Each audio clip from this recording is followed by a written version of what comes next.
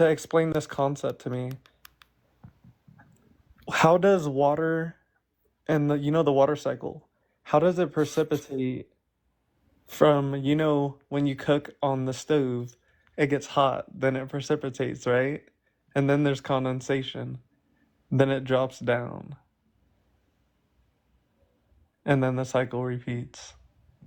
But how does water in the ocean form clouds in that cycle? Where's the heat source? The sun. The sun. The sun's radiation beams But what's down the on boiling the point? ocean, and the top layers. Hold on. The top layers of the water are more susceptible to getting knocked out into the atmosphere. Yeah, I thought about that. But do you really think that you can just, doesn't water boil from the bottom of the pot, not the top? Yeah, because the heat source is on the bottom. So are you saying like magma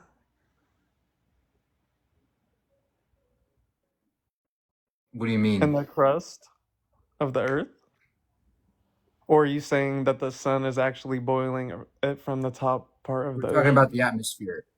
So you're indeed correct that there's radioactive decay in the center of the Earth, but that radiates throughout the Earth's crust, and it does reach to the surface. The magma does reach the surface, but it's not enough to heat up the surface that we know of. It's too far deep down. Yeah, However, that's the what I was atmosphere. thinking. I know that. I was saying, is that what you thought? Because where is the water going to boil if it's not from the bottom, like we see from the pot of water we boil at the stove at home? I don't Because we understand your can see question. that, we can test that at home as science. Like you boil a pot, you're saying that the sun is making the water precipitate and turn into a gas from the top Yeah, layer of the ocean. yeah. It doesn't need. Oh, you think it has to be boiling? No, it doesn't. Yeah. Water doesn't have to be boiling to turn into a gas. It can sublime. What? Yeah, because high You're energy right. radiation from the Oh sun. yeah, because if you leave a glass of water open on the table, it will like shrink over time. The high energy radiation from the sun hits a direct particle of water, right? A molecule of water, and that's what Yes, allows it to exactly. get up to. Percentage levels. So the oceans don't have to be boiling for it to evaporate. Dang, okay, thank you. You cleared that up for me. I was actually thinking about that. Okay, good. I know that kind of might be dumb, but you really broke it down. So thank you. Good Okay. job. Yeah. Any other questions? Um, I used to be vegan. I already told you that before, but I keep thinking about it. I'm not ready yet. But I can't believe you don't believe in God, you know? But I heard you Okay. Do you say have a some question type about of that or no? like, you almost gave yourself a little leverage saying like you believe there could be like something else we don't know about, you know? Of course. Obviously there's more, but you know what I mean. He said, just let him learn, bro. Look, what's your question before I kick you? What's your question? Okay, okay. And all the books that you may have looked at as deep as you could to spare your time, which religious book, text would you think if you were to be like religious or spiritual even? Which one has the Yeah. most knowledge for you? That's like asking what's your favorite flavor of shit, right? They're all bad. So What about that's like the philosophy worst then? question you can ask me. Or anything life, like, you know? Yeah, I don't like any religion. There's no religion that I look at and go, oh, wow, this is cool. I Spiritual think every concepts? religion's You don't believe nonsense. in chakras? No. Dead ass? What about astrology? I mean, do you like astrology? Astrology is nonsense. It's been Do, debunked do thousands you of believe times. you don't how is it debunked? Because the stars don't affect your life. They're trillions of miles away. They have no connection to your life. Bro, does And the in fact, rain the affect your life? Does constellations, the rain affect your the life? concept. the constellations of the of what we perceive from our perspective on Earth, they change all the time because the Earth moves through the galaxy. So the stars, the configuration of stars changes such that the astrological signs are no longer valid. Okay, bro, look. Let me tell you this. If it rains, are you gonna break up with your girlfriend? No. Obviously, right?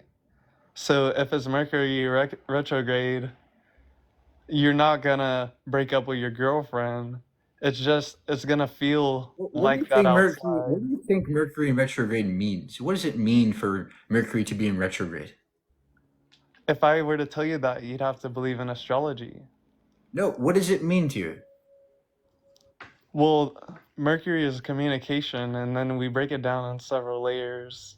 Like there's house Look, the lords. idea of retrograde stems back to people hundreds of years ago Yeah, it's who like things thought coming back. that Mercury was moving like this in a squiggly line in the solar system. It's not doing that.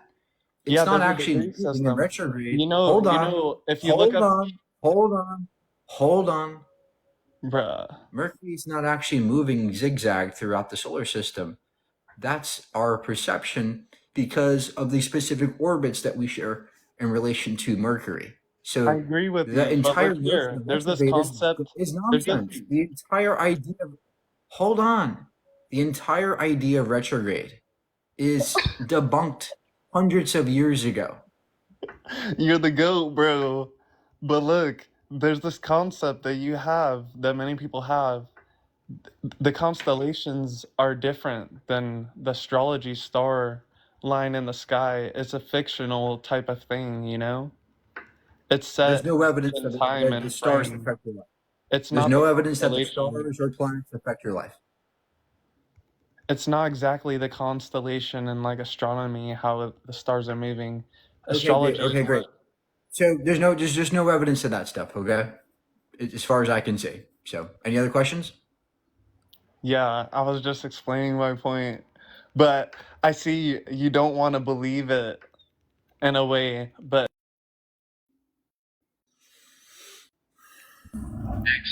Yo, Hi. what's up, man? What you want to talk about? You got three topics up there. I believe they're all tied up into the same thing because a lot of vegans are atheists and they believe in Okay, what's your science and shit. question? What's your And, question? What is your question? What is your question? which one of those do you want to debate? This is not a debate. This is a Q&A Just live. question and Right? answer. I don't believe in God. I do believe in God. I don't believe in veganism, and you believe in veganism, and I don't Okay, believe in the great. Big Bang Theory. What You is your do. question, sir? What is your question? Um, why are you a Democrat? That's basically the That's not same thing related to the as topic, asking you why are sir. you an Not related atheist to this or asking you topic. why are you a vegan. Stay At on what point in your topic. life? Okay, let me ask you a different question. At what point in your life you started praying and God didn't answer and you said, oh, "Man, fuck that shit." Like I want to Well, know when I was 20, I read the Bible for the first time fully, and I recognized how dumb it was. That's why I left religion. at what age? 20. Okay, so and you that the age you pray to God, right?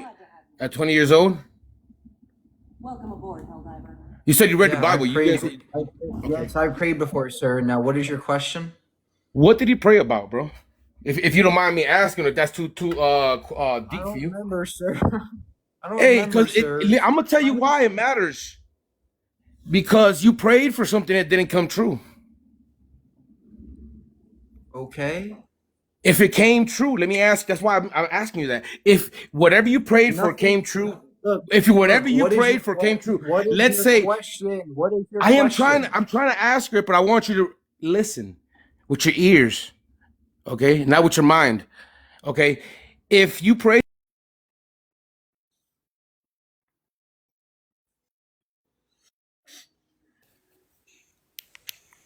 Hello. Hi, what's your question? Hi, thanks for having me on here. Bro, that beard's still looking kind of patchy, bro. You need those testosterone patches. Like, seriously, get your shit together. Fucking ugly motherfucker. Ugly ass. Look at that nose. Fuck wrong with you?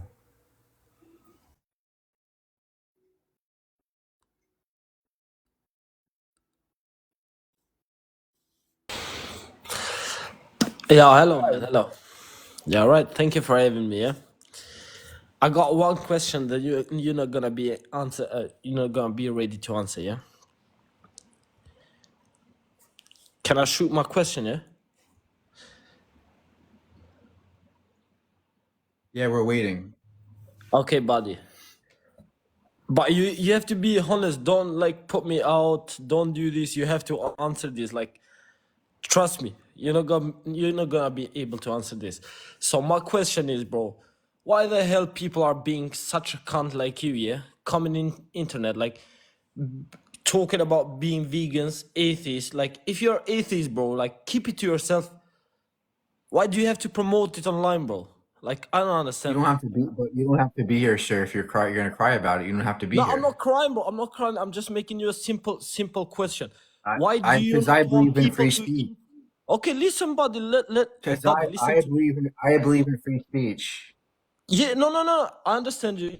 You believe in free speech. That's all right, bro. Yeah. I got just one question. I'm simply asking you, bro. Why do you want to make people not eat meat, bro? Because they're Like, harming animals. They're harming animals. okay, bro. Okay, bro. Okay, if we don't have animal controls, yeah. So there is gonna be a lion in Amazon, yeah. You go to Amazon, they are gonna rip you apart, yeah. They are. Why is there no Okay. such a rule for But that? how does There that is no justify such a rule harming for that. animals? If an animal kills you, bro, there's no a rule. They're not gonna go to prison. But if you kill a freaking animal, yeah, you crying because I'm killing an Not animal. about I'm hungry, prison. bro. Not about prison, sir. It's about morality and ethics, right? So I'm a vegan for the ethical reasons. You're vegan for if okay, bro. But listen, if you go ethic and all what you say, yeah, why don't you why don't you be straight like God wants you to be? Because you don't believe in God as well, yeah? Yeah, there's no evidence of a God to me. Yeah, but somebody said there's like literally like nothing to lose if you believe in God, yeah? Sure, there So is. There's why plenty don't of just ways to. believe? It's 50-50, but it's a chance I'm willing to take. Not a You know what 50-50. I'm saying? There's Like, if there no. is I a God, yeah, no. there is everything for you Can to I can claim, I bro, can yeah? I can I please answer your question now? Okay. Okay, buddy. The reason why it's not a 50-50 is because there's plenty of other gods out there that you don't believe in too. Zeus, Thor, Mithras, Dionysus, Poopy Monster, Cat in the Hat Monster, Spaghetti Monster. There's all kinds of gods that you don't believe in No, either. there isn't, bro. I So don't know. I you could don't be know what wrong. earth you're living You on, could be. buddy. But listen. Can I please respond? Okay, sir. Okay, go on. Okay. So you could be wrong about those as well. And there's no reason why it Yeah. must be a 50-50. Okay, And bro. plus, Go. I lose a lot when I believe blindly. I lose rationality. I lose my logic, my critical thinking skills. I lose the ability to think freely and be untethered from some kind of religion. That Okay. is that is Listen. drastic No, to not a what we're. problem, bro. Listen, you spoke what you have to say, yeah. So you say you lose your thinking, your will, your thing, yeah, blah blah blah. But no, you don't. Basically, you are just like submitting yourself to one and the only creator, which is Allah, bro. You should read the Quran, No yeah. evidence. And There's no no. evidence Have of you read the Allah. Quran? Have you read the Quran, yeah? Tell me, have you This guy read in just the wants to Quran? come up and preach. Guys, this is a Q&A, not a preaching session, okay?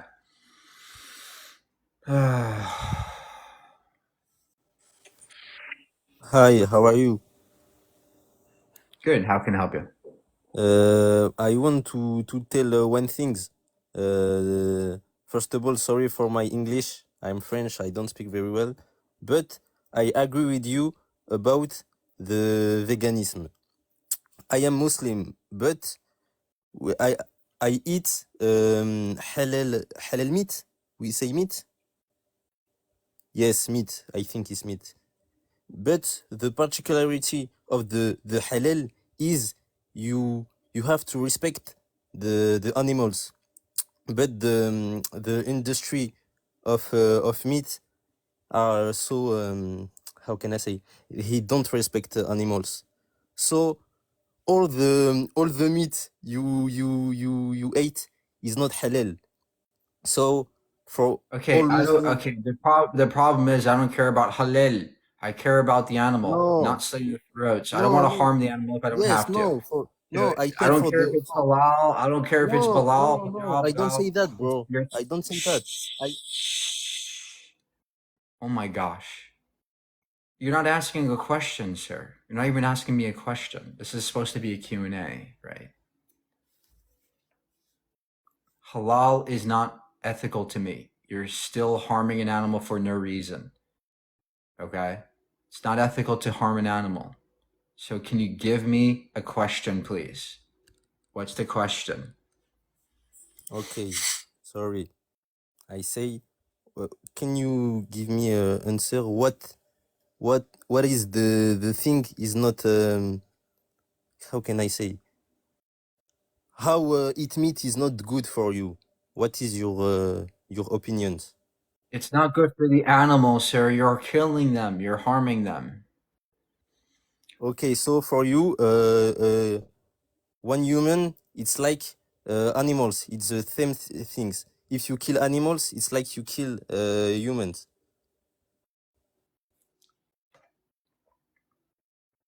Yeah, to me, harming an animal is not the same as harming a human, but I think that we should morally consider them. Okay, so for you, we okay, I understand. For real, I can't tell you it's not good or it's good. If you like that, it's okay. It's a good opinions. I think kill animals is so bad. It's Okay, real. okay, thank you, thank you. Do you have any other questions now before I kick you? Oh my god, you're so angry, huh? Okay, thank you, bro. Ciao. Guys, we have a lot of people up here. We want to get questions in, right? We want to get questions, okay? Just make it quick.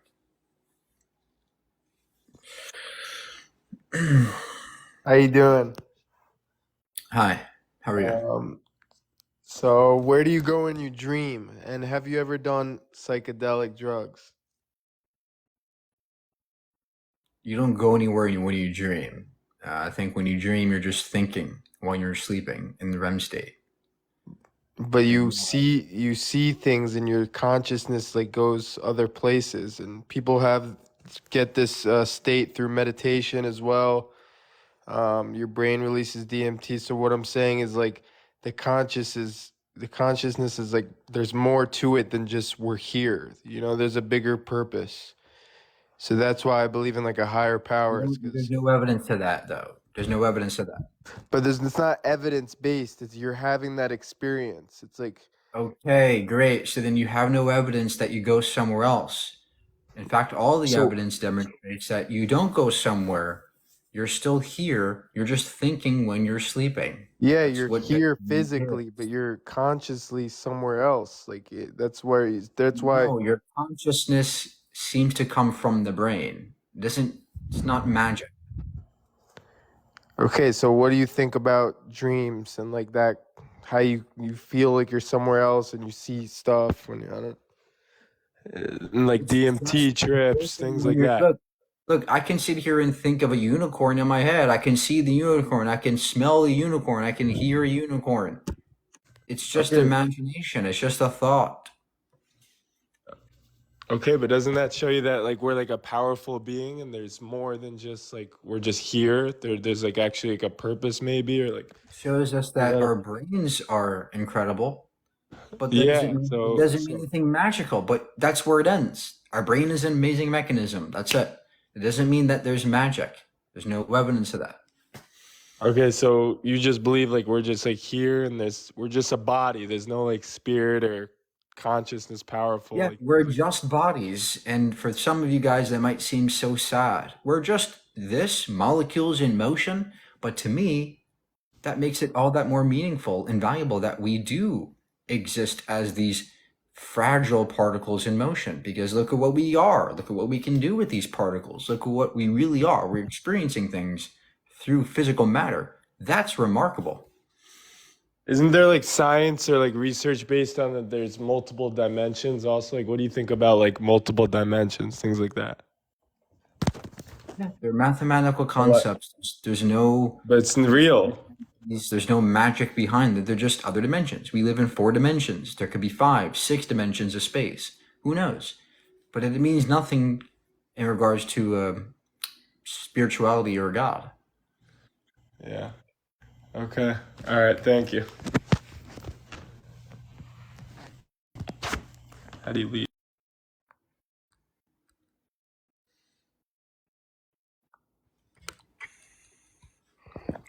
Hey, what's up, Hi, man? how- Yeah, I got a question. Why does your head look like a dick?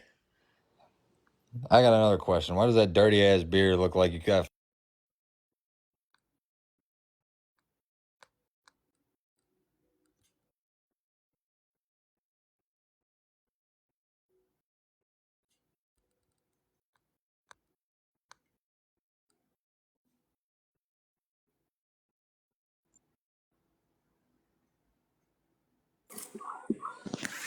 Hello, Hi, how are you?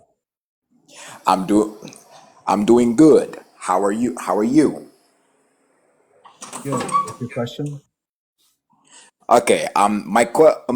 My question is, why do you believe that there's no God? There's no evidence of it. Well, okay. Okay.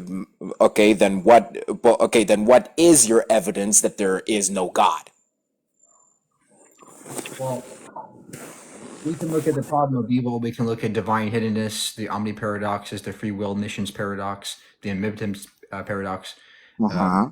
things like logical inconsistencies within God. That's what it means to have evidence against a God. Well, I'm not saying that for every possible God. There are some gods that are possible. Okay, so hold up. So hold up. So you're telling me that you don't believe in God, but you say that other gods are possible? Make that make sense. Yeah, if you think I if mean, you think that God is a square, well then of course God could exist, right? It's a square. It's possible. But if you think God is a being okay. that loves us and wants to, send us to hell for, doing weird, not believing it, I think that's a contradiction. I think that's wrong. Okay, so hold up. So you're telling me that just because telling me that just because, as according to you, he sends people to hell for not believing in him, you call that a contradiction. I mean, look. Let me. If you But, say you're I all mean, look. loving, Look, Mike. Listen. Let me ask you this question. Let's say for well, let's say for example you did something bad as a kid, and of course they sent you to the corner. Is that a contradiction? no, but if you say that you are all loving, Okay. Uh-huh. hold on, let me respond. Let me respond. If you say that you are all loving and you give unconditional love to your creation, and the next thing you do is send them to hell for not believing them, I think that is contradictory. Okay. Okay. Let me tell you this. Okay, let me tell you this one thing. There's this one thing that is called free will. Someone that loves you will give you the will to choose what you want to do. That's logical, right? No, Right? I don't think free will is logical, but let's just say it is. What's your point? Well, my point is the God that you don't believe exists purposely, he basically gave his creation the free will to choose him, because if you love someone, you don't force them to choose you. Okay, I understand that. But the problem is that the choices are very, very weird and strange. He says, choose me, love me, or burn for eternity. I think that's not really a good set of choices. I think that's coercion, because he's telling us you better believe or you're going to burn. That's coercion, much like a burglar pointing a gun at your face and saying, you better give me your money or I'm going to shoot. That's coercion, much like what your God is Okay, doing. okay, but that's your that's your human perspective, is because but that's your human perspective. Okay, Yeah. and what Right do now, you have a God perspective or something? Do you look. have a godly perspective? Hmm? Do you have a God perspective or something that we don't know about? Well, my perspective about God is that he could do things of course that basically seem impossible. When he basically does some things that are impossible, it's obviously it's obviously not gonna like but it's obviously gonna make you like confused if you basically try to understand him, if you basically try to understand and how that thing is possible to do. Like, look, Mike, like the one This is not really supposed to be Yap Sesh, right? This is supposed to be a Q&A.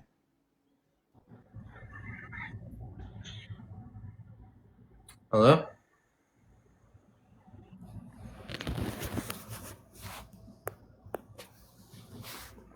Hello? Hello?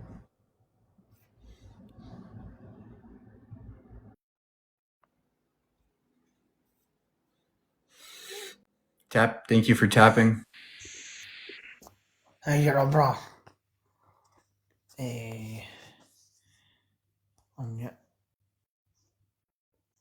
You there? Yeah, I'm here. Sorry, brother, I couldn't hear you there. I was too busy listening to that madman. But as I says, religion and stuff like that, man, I think everybody makes their own free will. Do you know what I mean? For every reaction, there is a reaction. See if you to do away with all religion, do you know what I mean? Everybody would be in harmony. I'm sorry. Your accent is too strong. I don't understand what you're saying. I'm Sorry, it's the Scottish. The Scottish. Yeah. The man that was shouting about religion and who done this and who done that. I'm baptised Christian, right? But I don't believe in it. I think it's just all a lot. I don't understand you. I'm sorry, sir. I just don't understand you.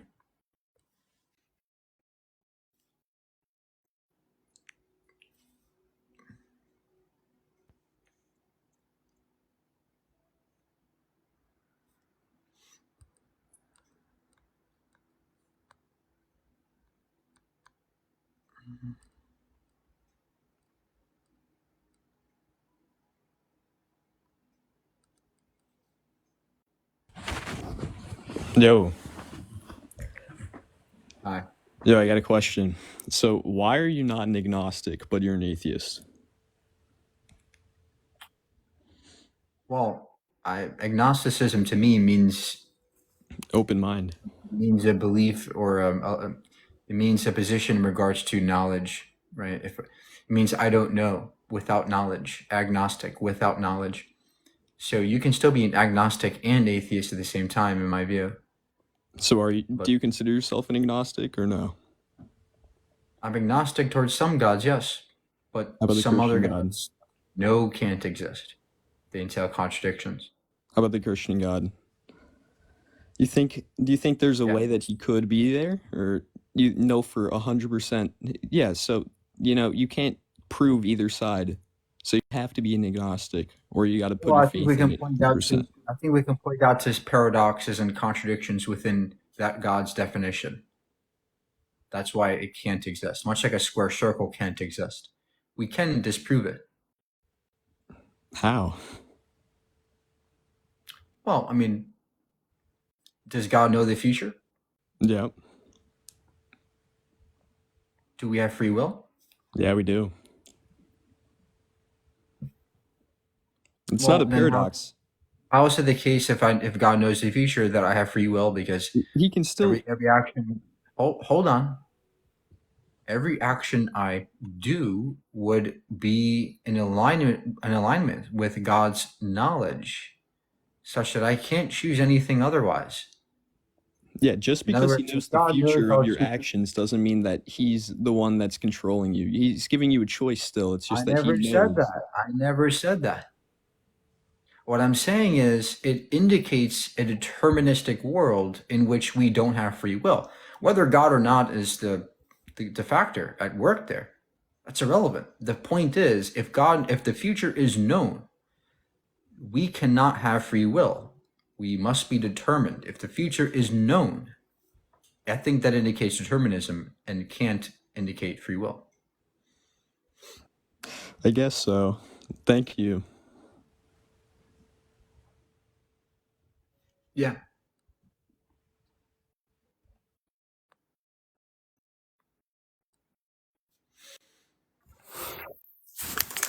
Oh, hello?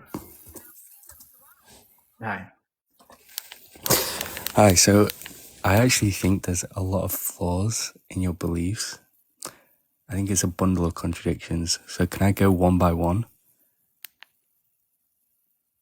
This is not a debate, but okay, I- just do okay. one of them. Let's see. Awesome. Okay, so when it comes to veganism, I've been hearing a lot of your points when it comes to veganism. So you said that anything that is sentient life takes precedent. You don't like inflicting pain onto other things, right? Yeah, if there's no good justification for it, yeah. Oh, so if there's no good justification. So for example, and I'm not religious, by the way, so I'm not saying this from a religious point of view. Are you then against abortions because the fetus can feel pain after 9 weeks? No, I think abortion is a different thing because abortion is Oh. justified in my view. It's justified because it's a mother's body. She has bodily rights, bodily autonomy. I think that the court should uphold her rights to her body. So surely then people are justified in eating meat because that is their own preference and they want the nutrients. No, because animals are not your body. Yeah, but you're consuming it for your own body. You know, the fetus isn't part of the You don't woman's have body. to, but It's a separate entity. But there's no good reason to consume an animal. There's no justification there. And besides maybe the small percentage of cases, you know, which I also would agree with you, you know, grape, SA, etc., or if the child would have some abnormalities. You're not listening to what I'm saying, though, right? Did you hear what I said? You said that abortion is justified and eating animals is not? Yeah, I mean, I feel like, again, can I just pivot quickly? Because I don't want to get into nobody wants to get into abortion.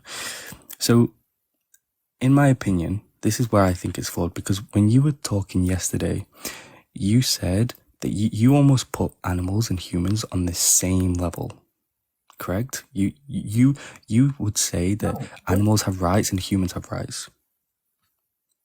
And it's almost like at the same. That doesn't make them equal or the same. It just means that I think that in the same way we have rights, they should have rights. That's the only thing I'm saying. So effectively what you're saying then is you don't think that people should eat meat because you feel like you don't want to inflict pain onto animals. That's it. Yeah. Why would you want to inflict pain on someone you don't have to? Yeah, but this is where I disagree, because I think there is certain levels to this scenario. Like, for example, right, say if you're driving your car and you swerve your car and you hit a hog or a deer or a rabbit, right? You're probably going to feel really bad for a few hours, maybe a few days. But if you hit a human, that would be on your conscience for the rest of your life. You would constantly be thinking about that. I agree. I don't see how this is relevant to veganism. So we know that there is a clear difference between animals. Of course there's a difference. Of course there's a difference, sir. If I hit you with a car, I wouldn't care as much as if it hit my mom or my dad or my brother. Of course, Exactly. there's a difference. It, We value people differently and animals differently, but it doesn't mean I get to slaughter them for no reason. exactly. And the same way that you're talking about sentient life and inflicting pain, I'll narrow that down even further. If you're in bed right now and a You're not fly, you're not acknowledging what I just told you. You're but, just kind of just continuing on for no reason. no, because Did this you is the hear what I final point. said? That value is irrelevant to veganism. It's irrelevant how much we value each other. How can you get your ethics if you don't value it? It's not about value necessarily. It's not about all types of values, right? It's about, hey, do we value them enough to not want to harm them if we don't have to? It's not about all the values. It's not about the degree of value. It's about, Sure. is it sufficient enough to warrant them, to warrant you those actions? And I don't think Sure. it is when it comes. So I understand that point, but then I would say, well, where is the cutoff then? Because, and this is the point that I was getting to. Sentience. Exactly. So let me just answer that. So where you would probably get very upset if you saw a cow being slaughtered or a pig. Okay, fair enough, I get that, and you don't agree with it. Again, I understand that. You are putting them in the same category, for example. If you were in bed right now and a fly came and you swat that fly and you killed it, would you think about that? I don't think you would. However, using your justification and your logic, that should be the same level of care as for the pig because it's No, not sentient. at all. I don't care. It's not that I care about animals. It's that I just don't want them to die. It's just that they should have the right to live. It's not. It doesn't matter how much I care or value them necessarily. Sure, but can you recognize at least? Can you at least recognize that where you probably could not? Hold on. It means that we consider them within our ethical framework. Period. Right. And the reason why is because they're sentient beings, and a myriad of other factors, but sentience mainly. That's the only prerequisite for being a vegan. Yeah, and I understand that, but my point is, can you at least concede that you probably would not care, and you probably would not feel so Of course, personally I don't see how this is damaged relevant to if you were to kill an insect? Look, this is not relevant to veganism though. So there is no gotcha there. You think there's a gotcha, but there isn't. It's not about value. It's not about how much I care about the animals. I do care about the animals, but that's not relevant to the philosophy of veganism. What matters is, do we want to uphold their rights? That's all.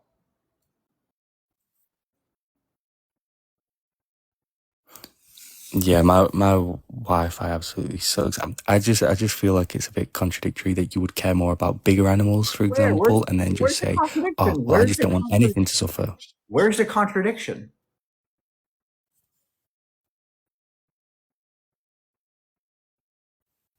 Because I mean, I've just answered it. You've just said it yourself. You see that there is more value in something that is, say, like a pig or a cow than, say, an insect. But they're the same thing. Of course I do. I think I have more value than you do. But it doesn't give me the right to eat you or kill you. I have more value than you have to me. But it doesn't give me the right to harm you. Because of my own personal reason.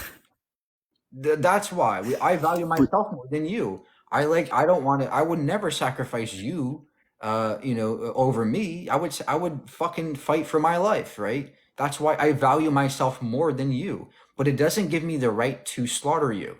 That's the same thing with the animals. I don't value a fly as much as a cow. I don't value a fucking cow as much as a human. However, I recognize that animals are sentient and should have rights just as humans should have rights to me. That's the consistency. You're the one being inconsistent.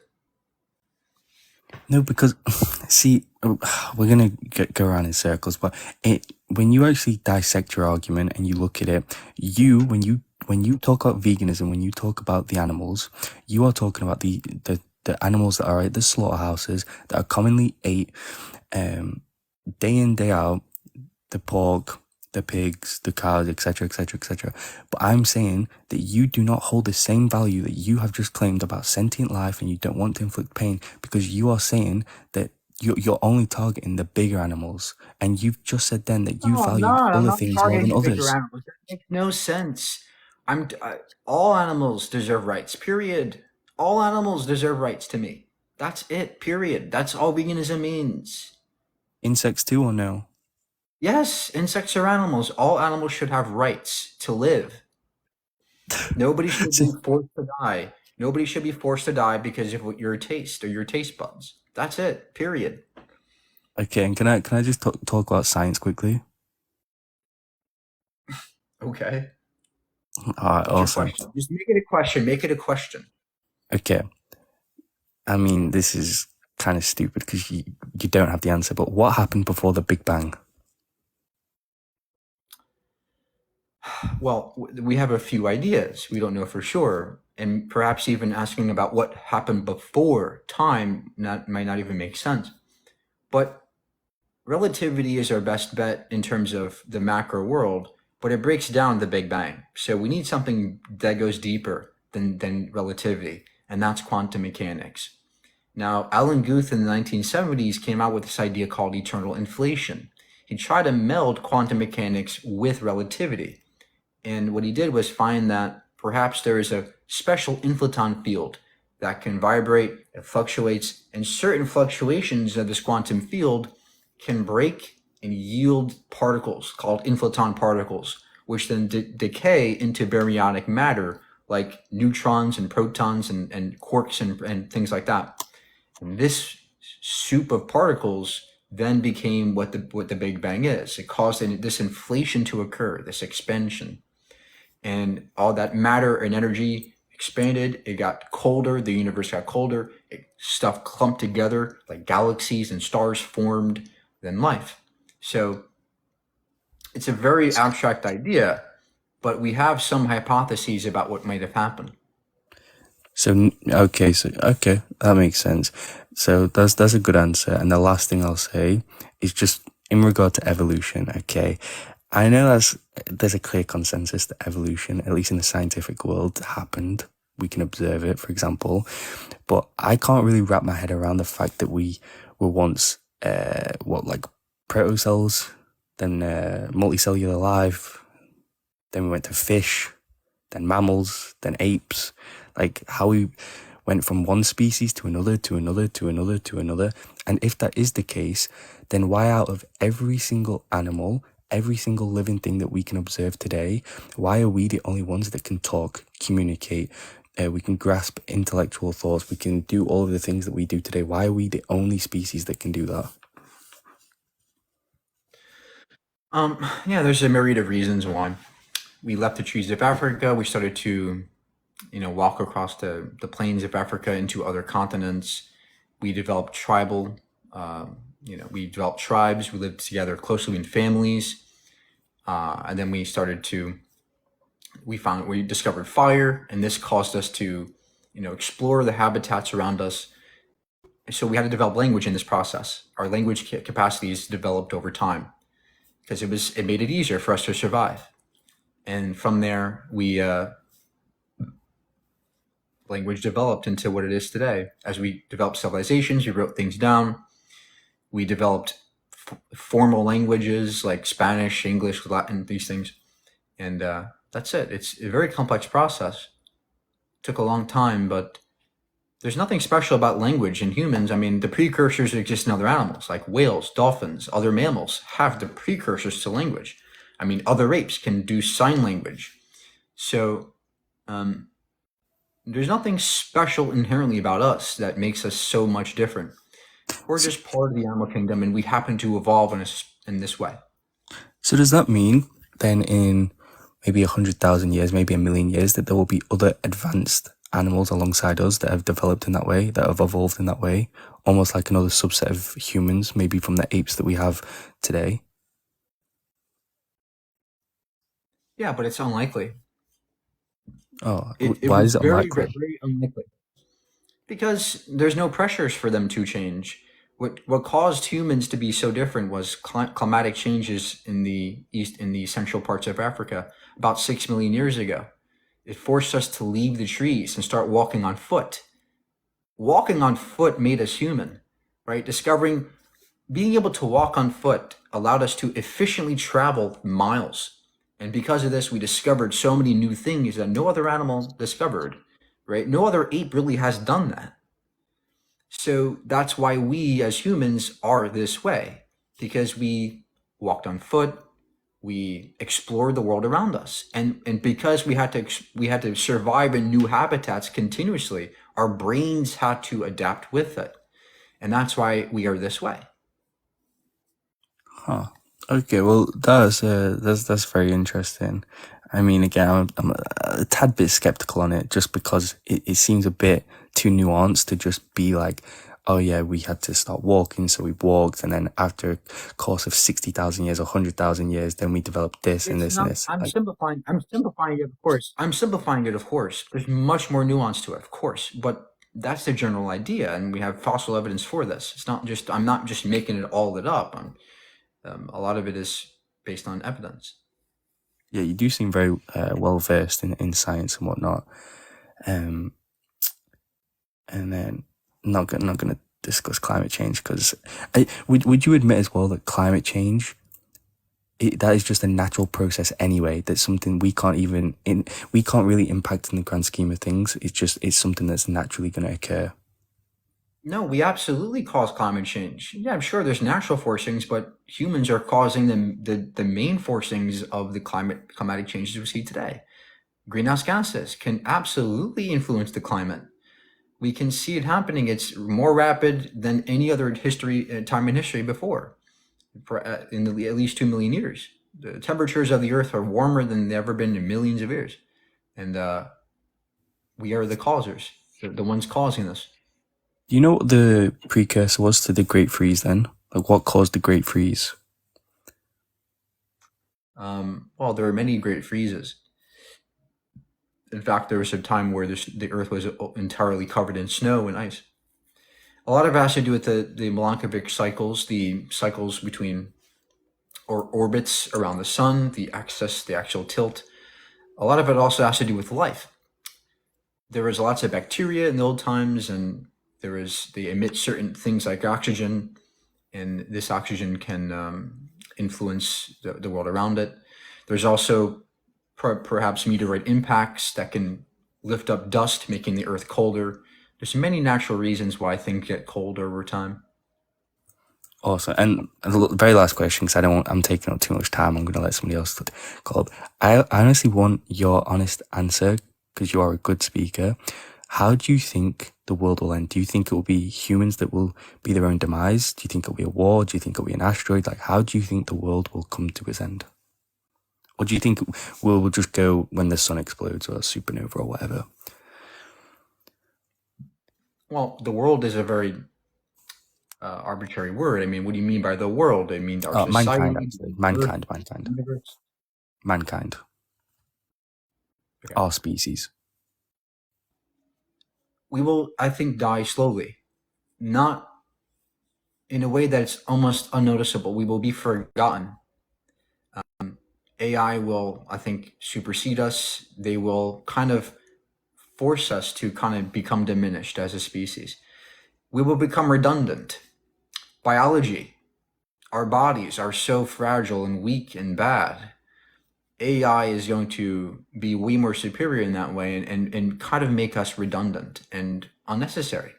So we'll still exist, but in a weird way. We'll be kind of like diminished to like zoo animals. We'll be like in a zoo for our descendants to mock at and laugh at and go, oh, look at those guys, look how ridiculous that is. They have bodies with skin, right? It's going to be a very, very weird future, I think. I agree 100%. And anybody that doubts that, you need to look into AI, because it's probably the most terrifying thing, but it's almost something that's necessary if we want to progress as a civilization. So it sucks, but it's also very scary.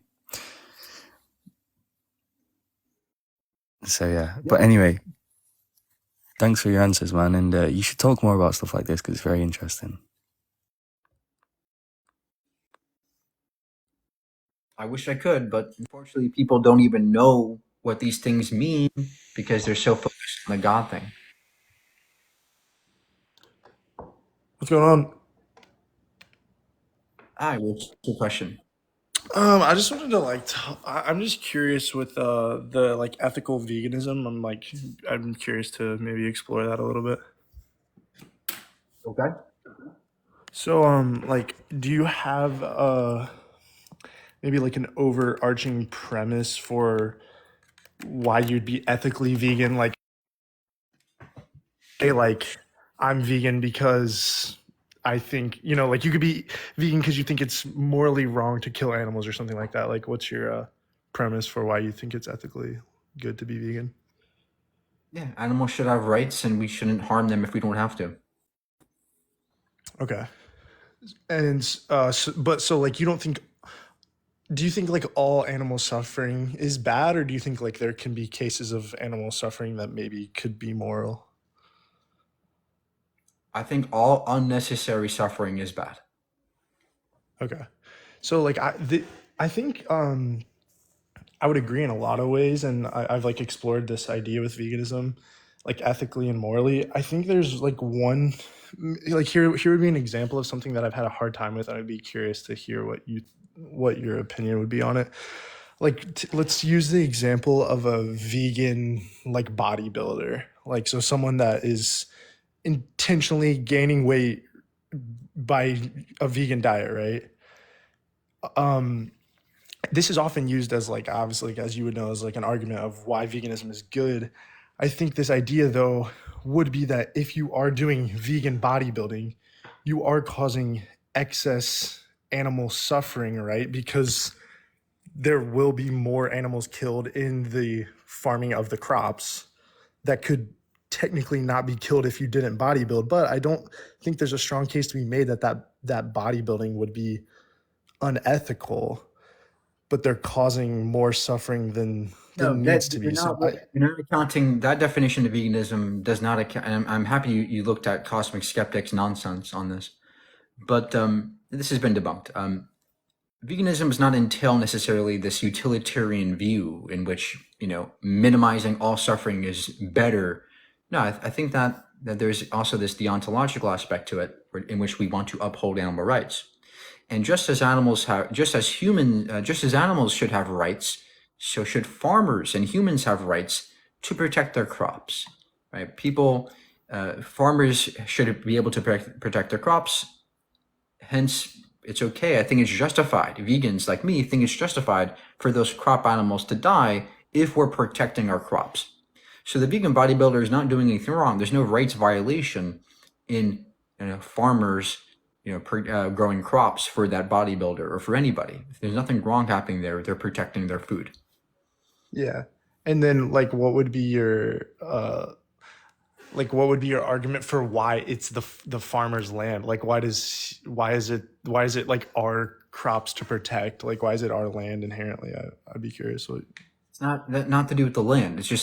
It's our crops that we have to eat to survive, right? So And so if we I have if, to I'm, if protect I have them. to defend myself to survive, I think that's justified. If I have to protect Okay. my crops to survive, that's justified. Gotcha. Yeah, I think that makes sense. I was curious. Yeah, I had listened to, or I think maybe I saw a clip of it or something, but I was curious to hear like the rebuttal to that because that to me that did seem like to me that seems like valid. Um, and I don't know why. Like the explanation that you're giving it makes sense, but to me that seems I don't know. I'm not sure why that wouldn't be obvious to someone of that caliber, but I don't know. It's interesting. I wouldn't have thought of it that way, right? Because it does seem like it's a problem of whose land is it, but I guess we're not protecting the land. We're just protecting the crops that we're growing. Yeah. Okay. Well, that's a good answer. I don't think I could have found that by a Google search. So yeah, thanks for educating me, brother. Okay, great. Any other questions? No, that was the only one. I was just curious to hear what you had to say about that. Great, thank you.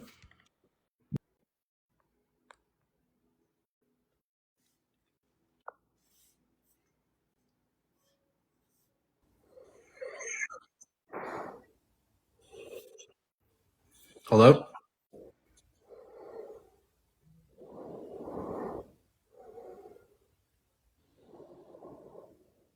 What are you guys talking about in the comments about the ghost? What do you mean a ghost?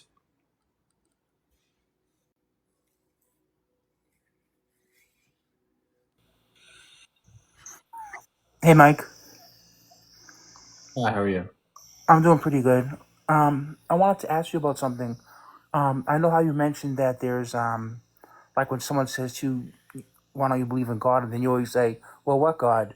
Well, that made me think of something I wanted to ask you.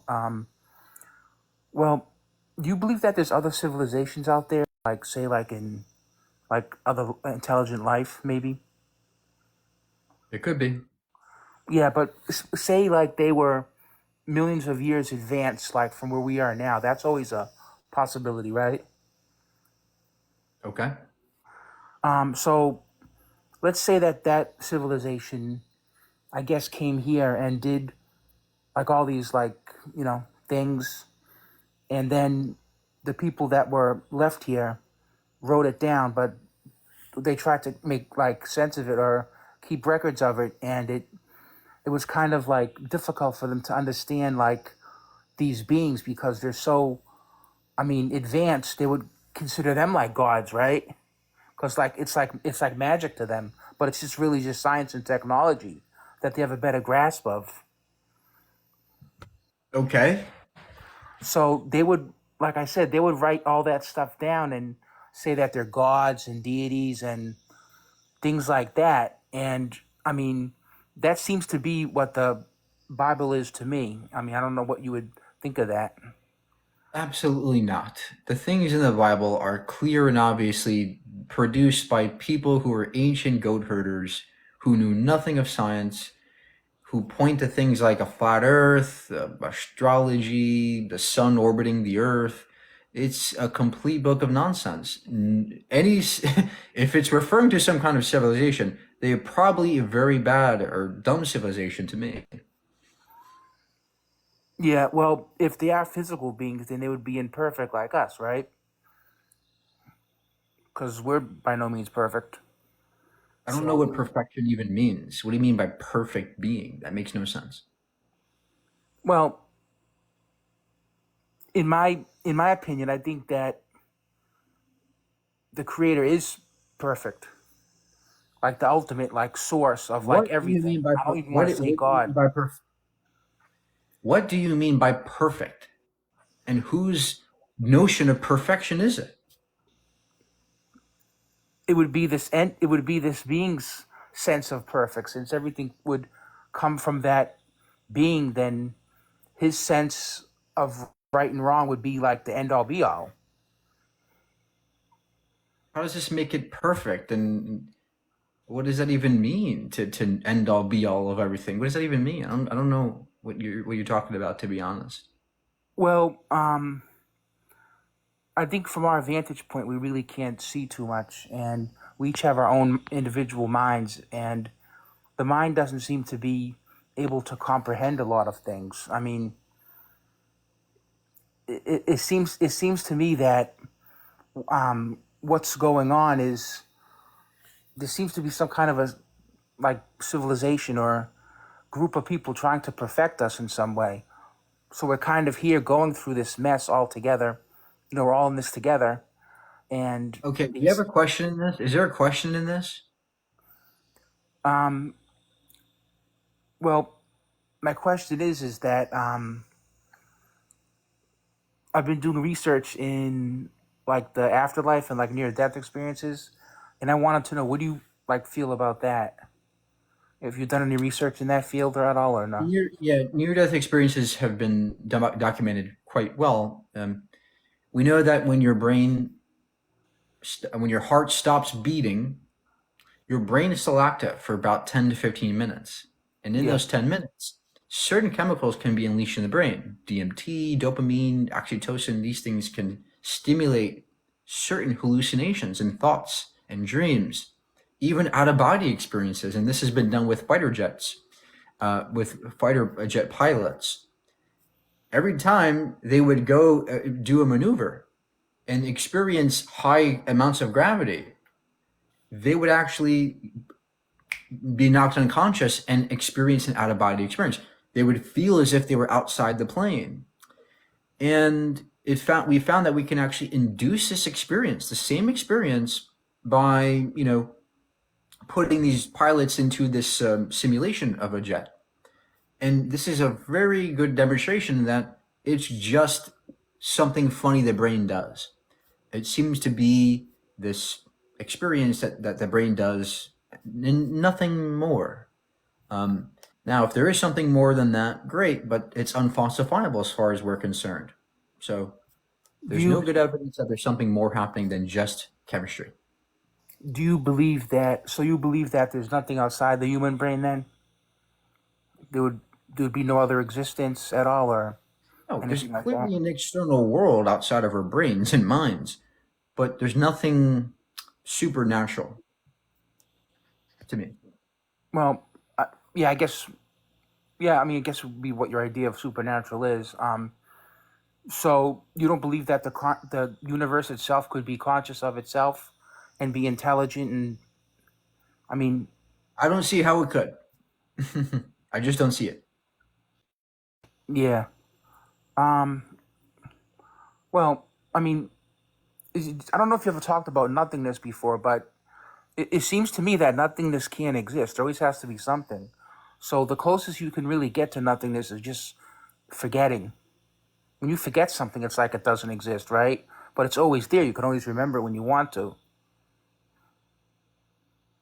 No, I think that's when we talk about nothingness, I think that idea itself implies something. Because in order to think of nothing, you need a brain to do it. You need something. Yeah, You need a boundary. Right? If I think of nothing, I typically think of darkness, right? Empty space. But even that space is bounded by other space. That's how we think through space and time. So every time you think of nothing, you're really thinking of something. And to me, that's why there's like this conundrum here, this paradox. It seems to me that nothing, in any absolute sense, is not real. It's not coherent to me. But yeah, you're right in the sense that we can think of nothing as a lack of something. But even then, again, you're still going back to square one. You're still imagining a boundary with that lack, right? If I imagine there's nothing in my closet, well, I'm still imagining a closet. I'm still thinking of a closet to bound that nothingness in. So again, I think that's the reason why it's impossible for there to be nothing in any absolute way. Yeah, so it seems to be whatever we're experiencing seems to be eternal to me. It seems to be never ending. Maybe. And I mean, in order for anything to exist, do you think that there's a field of energy where like everything is like the possibility of everything exists, and like all information, everything that's known or could be known, and if you did have possession of that, or like say dominion over that, would you want to access that all the time, or would you want to forget a lot of it so it would be more interesting? Because it would be kind of boring knowing everything forever. Yeah, I think you're personifying things. I think that the universe in its entirety is not conscious, not aware. It doesn't care about us. We just exist, and we happen to be this way. And it seems to be, it's remarkable that we exist, that we're conscious and aware. Yeah. It's just probability to me. Well, if I was to guess, I would say the brain seems to be more of a filter for something. But the Okay. scope and, I- the scope and There's scale no, of ev- everything there's no is- evidence of that. There's just Yeah. no evidence of that. Okay. Any other questions? No, that's it. Have a good night, Mike. Yeah. Thank you. Come on up if you have any questions. Hey, Mark. Hi. How are you? Good, thanks. Just a question, just like one simple question. Say, you're an atheist, right? Atheist, my bad. Yeah. If, like, metaphorically, some big miracle happened, you would start believing in God, right? Oh, that's the question, would you? I don't know what a miracle is. What's the difference between a miracle and something that happens on a rare occasion? Say something that isn't in law, like, makes sense with the laws of physics, like, something only God could do himself. Well, then we just have to refine our understanding of laws of physics. You wouldn't start believing in God? No, these terms are ambiguous. What do you mean by God? What do you mean by a miracle? It all depends on what you mean by these words. They're very ambiguous. Fair point. All right, well, I got to get to work. You have a good night, bro. Thank you. You too.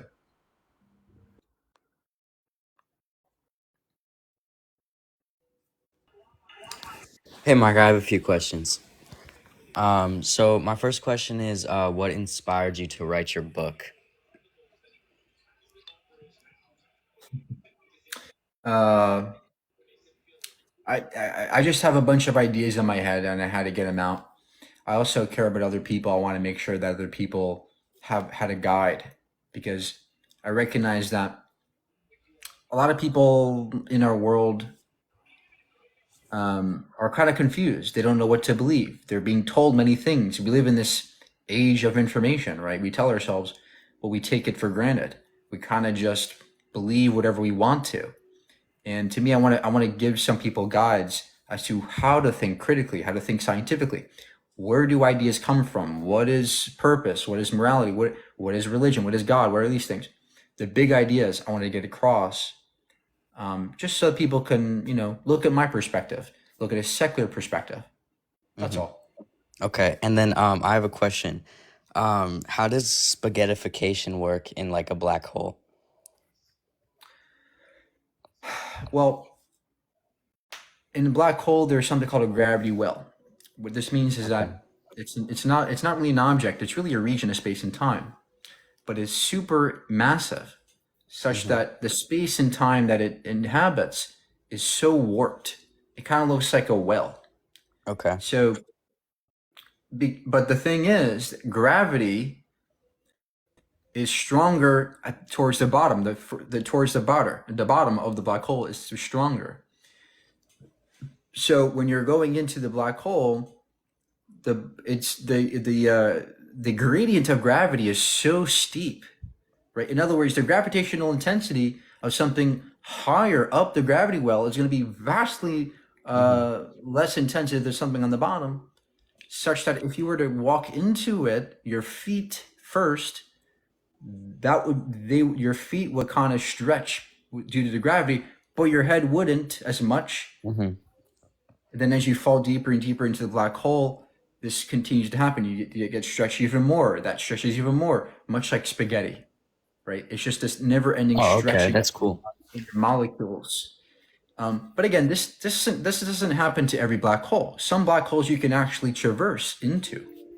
These are very large black holes that rotate, and there's a way to get into it right near the horizon, the event horizon, and you will not experience any spaghettification. In fact, most black holes you wouldn't. Oh, okay. And then my last question, time dilations, such as like the time dilation portrayed in like Interstellar, is that real, or how does that work? Absolutely. Yeah, time dilation is one of the strangest things about relativity. It works because Einstein discovered that the speed of light is constant. No matter how much gravity, no matter how much gravity you experience, speed of light's the same. So if you imagine a straight line, going across like this on a flat surface, right? It's just a straight line. But imagine a surface that has like a bowl shaped, right? Imagine like a steep bowl that does this. Yeah. So that line would be curved, right? So because of the curving of that line in the bowl, it's a longer line. Does that make sense? Yes, it does. Yeah. Okay, great. So the line that's longer would be analogous to something like a black hole, right? So if you were to go to near a black hole, you would experience more gravity. That's what space and time would be, that warping of space and time, right? Light that traverses that straight line goes the speed of light, right? But the same speed of light, the light that goes around the curved surface would travel the same speed of light. It's the same speed. It does not slow down when it traverses that. Now, speed is distance per time. If the speed's the same and the time's the same, and the distance is the same, what has to change? Time. Time has to slow down to make up for that time dilation. And that's what time dilation is. That's really interesting. So the more gravity you experience, the slower time it moves for you. because the speed of light's constant. Okay, so like, cause I heard Neil deGrasse Tyson once say that like if you had two identical twins and you put one on like a spaceship or wherever that can move at the speed of light, like when they came back, one would be like 20 years old and one would be like still like an infant. That's why I was wondering, because that just seems like so like just like astronomical. Like it just seems crazy. Yeah. If you were to go into space with a rocket ship at half the speed of light, time for you on the rocket ship would slow down relative to somebody on the Earth watching. It's all relative. But this really happens in the real world. If you were to move, the faster you move through space, the slower time travels, the slower time goes for you. The slower time elapses. And we can measure this. For example, satellites in orbit of the Earth, their time is a bit slower than ours on Earth. I mean, it's a bit faster than ours because they're not experiencing as much gravity. We are experiencing more gravity. So that means throughout our movement through space and time, we're traveling more distance Okay.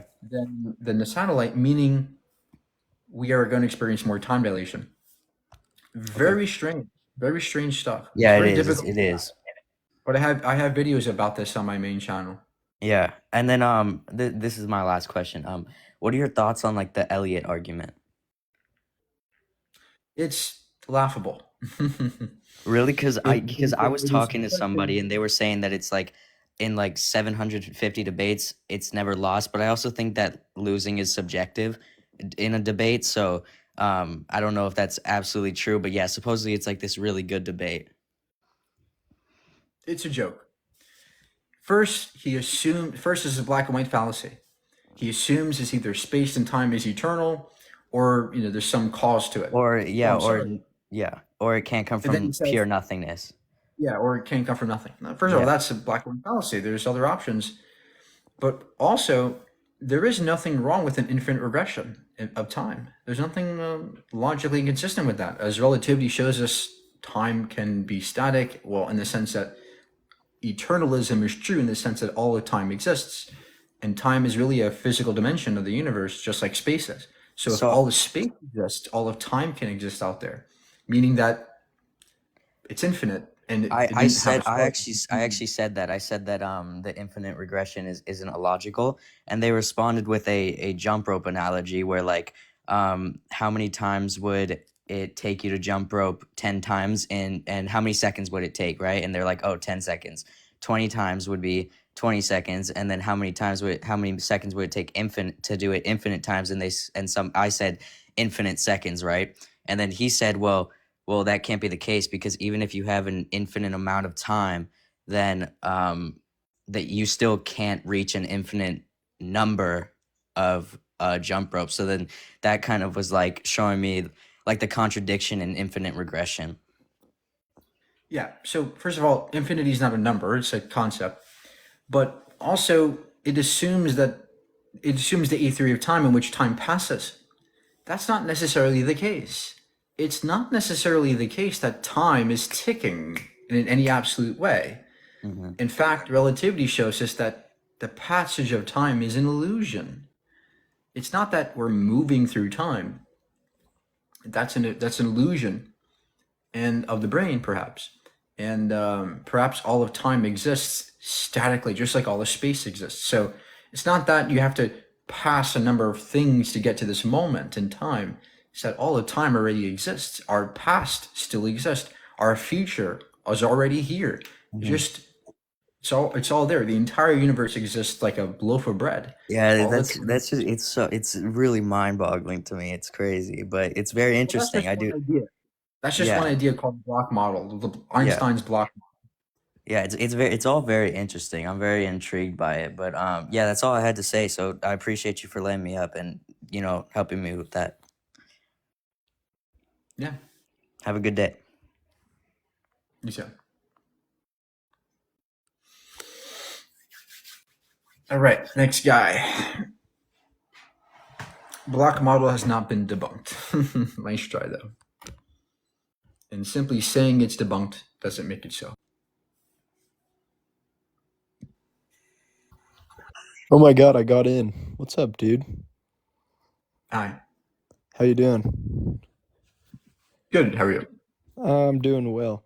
I just wanted to ask, why are you an atheist? Why do you not believe in a God? There's no evidence. There's no evidence. Do you believe in the Big Bang Theory?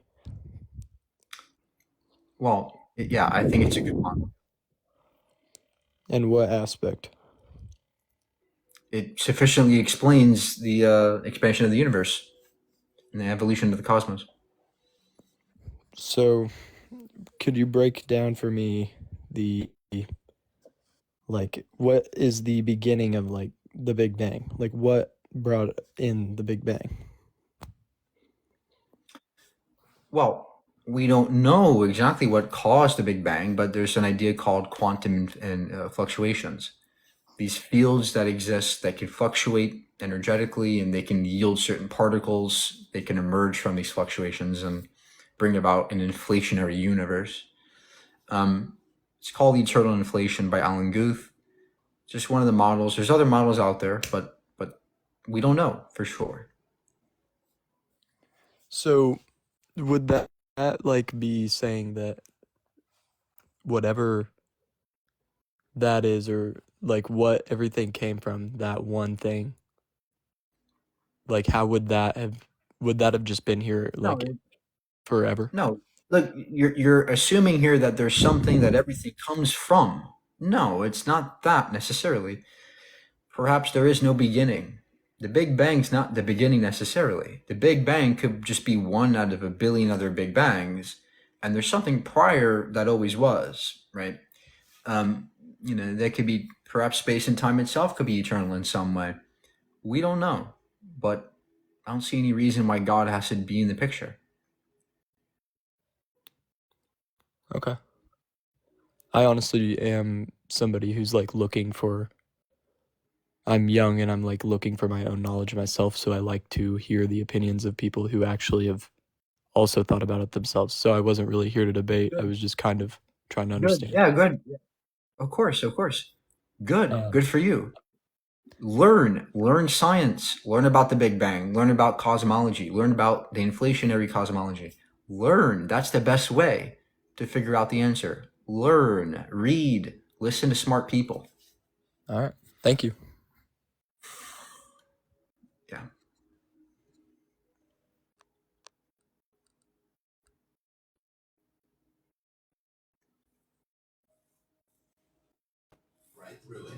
Without her gang present to protect her, she's a 19. Hello? Hello? Hello, mate. With a bad attitude. I wanted to ask you about the vegan thing. You spoke to somebody earlier about vegan bodybuilders. Okay.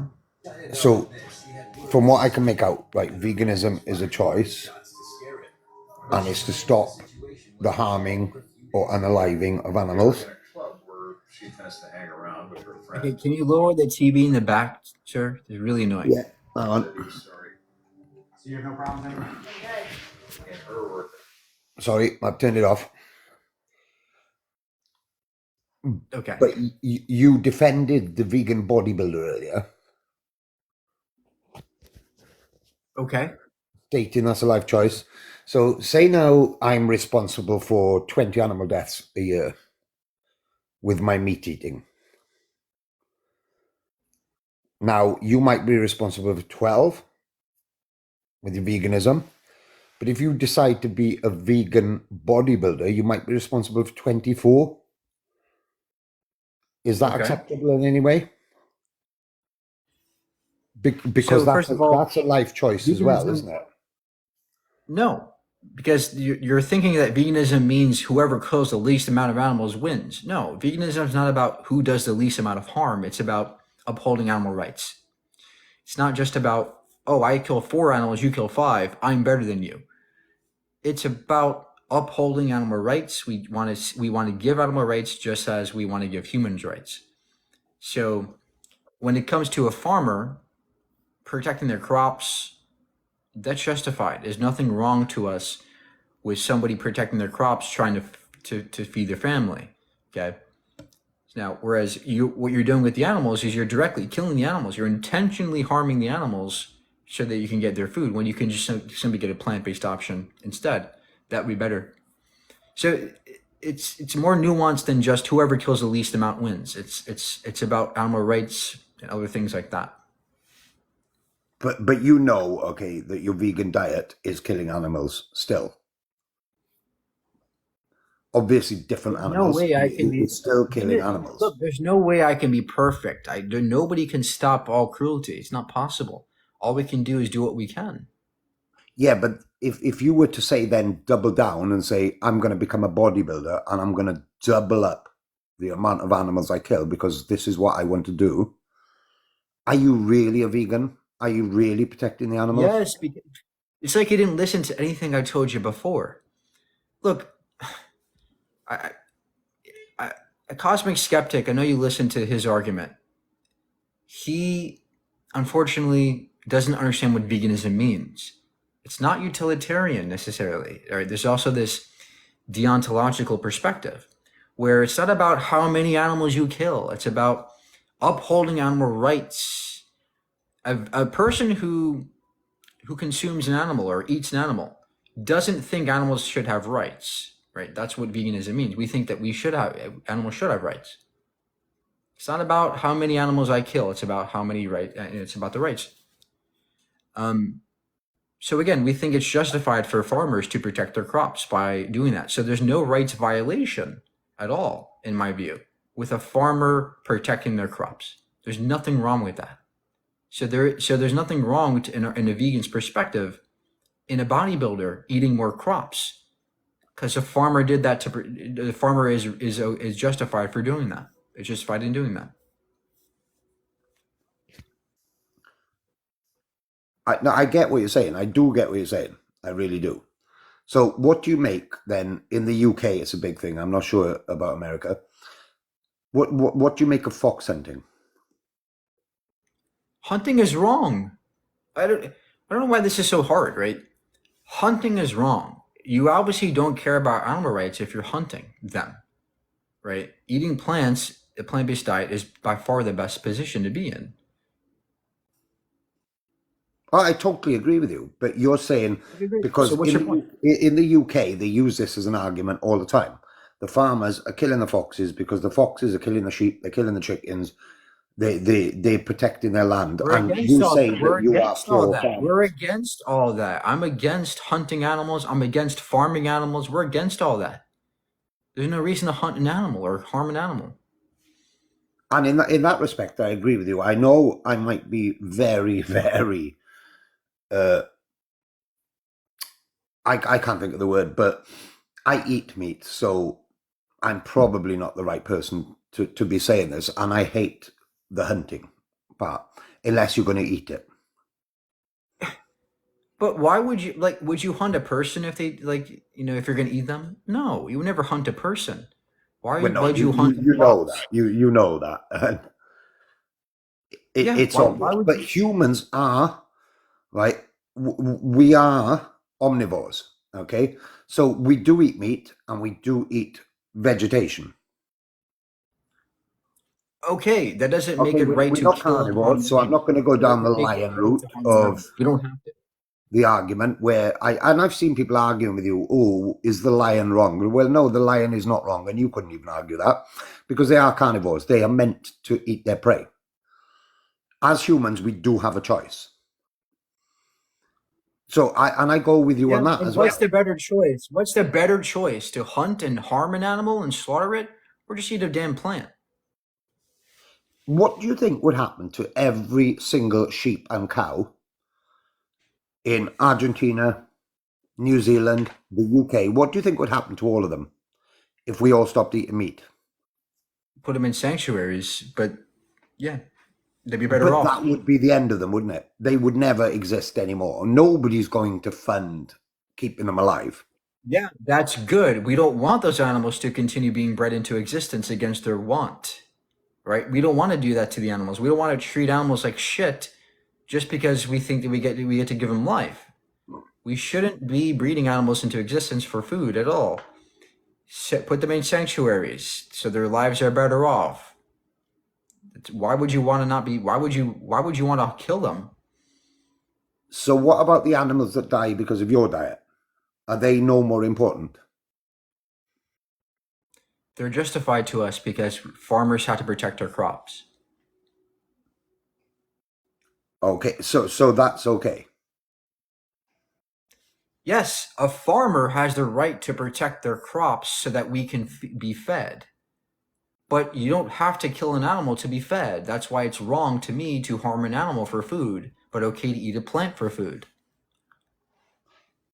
So can you eat without killing? It's basically that's the bottom line question. Can you eat without killing? It's not about killing. This has nothing to do about killing. It has to do with animal rights. They have the right to live. We shouldn't have to kill them if we don't have to. That's all. Yeah. And of course they do, but does a cow have more rights to live than a bee? All animals should have rights just as all humans have rights. Period. So if your avocado, say, kills 50 bees, is that worse than my steak killing one cow? That cow had to be fed food, sir.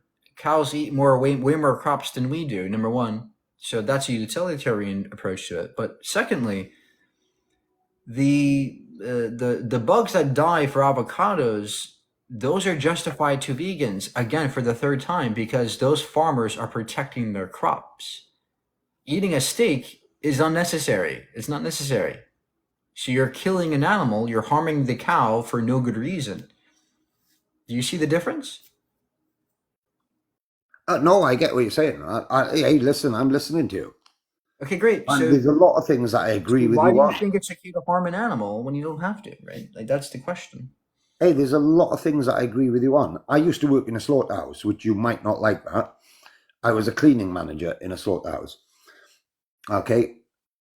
It was all humane to what the law would say is humane. But it did make me question. It did make me question what am I eating? Sure, we're not really here to hear your story, right? So do you have a question for us, another one, or no? Well, the only question I'd really have left for you is, and probably you've had this before, is veganism the way forward? And why is it the way forward? Absolutely, absolutely, because we think animals should have rights, and it would lead to a way better world. Vegans use less crops, we use less animal product, we use less water, less carbon emissions. Veganism would be way better for not only the animals, but for the earth and for people. Veganism would also lower pandemics, lower disease by far. Okay, I'm listening to you. I am, and you've educated me, and thank you for having me up. Yeah. No, the guest has not thought about this a lot. They haven't. They heard somebody on TikTok or YouTube say, how about vegan bodybuilders? That's not a good argument, because that's not really attacking veganism. It's not about how many animals you kill. I kill less. I kill one. I kill two. It's about upholding the rights. It's about how you see animals. Do you see them as objects, or do you see them as others that have rights? Beings with rights. That's how I see animals. And that's all it means. That's all it means.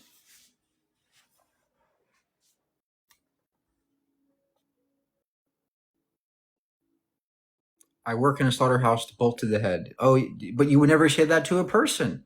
You would never sit there and say, oh, bolt to the head, let's kill a person for steak now. No. Look, the point that you guys are being inconsistent whenever you say, oh, I think it's wrong to kill dogs, but it's okay to kill a cow. Right? That's inconsistent. Every time you say, oh, I think it's wrong to kill a person, but it's okay to kill a cow. That's inconsistent because you can't point out the difference between those two. To me, there's no difference morally that warrants harming the animals. That's all. He didn't get me with the bees. Way more bees die for meat. Way more animals die for meat because most crops are grown for animal products. Most bees are grown, are used for crops, monocrops that the animals that you guys rape and slaughter eat and consume, right? So even from a utilitarian idea, you guys are killing way more animals by far, right? But that's actually not the full picture. The full picture consists of this deontological aspect where we want to uphold their rights. And you don't see them as having rights, and I do. That's the difference between you and me.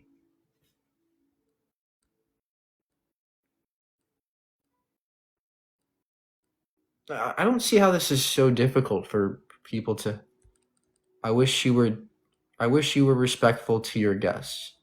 I am respectful to my guests. I'm sorry, but when the guest comes up here and says, "Oh, let me go ahead and kill this animal because I want to," that's not respectful to me, right? I lost. What did I lose to? What was the argument that defeated me?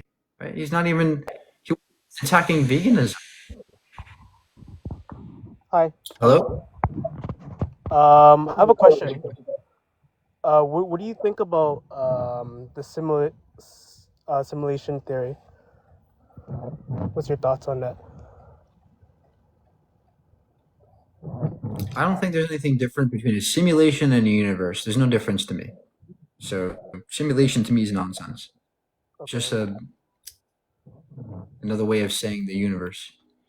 Okay. What's your thought on the protons? This double slit theory, where the proton splits, and then depending on how you look at it, it reacts different. Like, what? Do you know why that happens? Because I try to do my research and I don't know why that. It just boggles my mind. Okay, so first of all, it's not proton splitting, right? What happened in the double slit experiment was we're shooting electrons or photons through a slit, and when you measure with a photon detector, you see a particle. When you don't measure it, you see a wave, right? So all that experiment showed was a particle wave duality.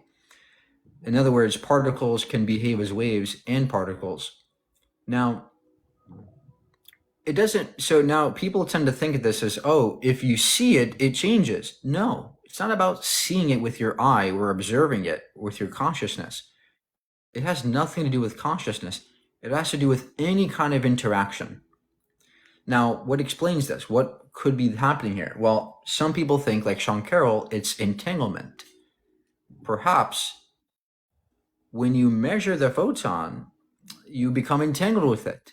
And perhaps in the many worlds case, through the Everett interpretation, perhaps a new world splits, branches out.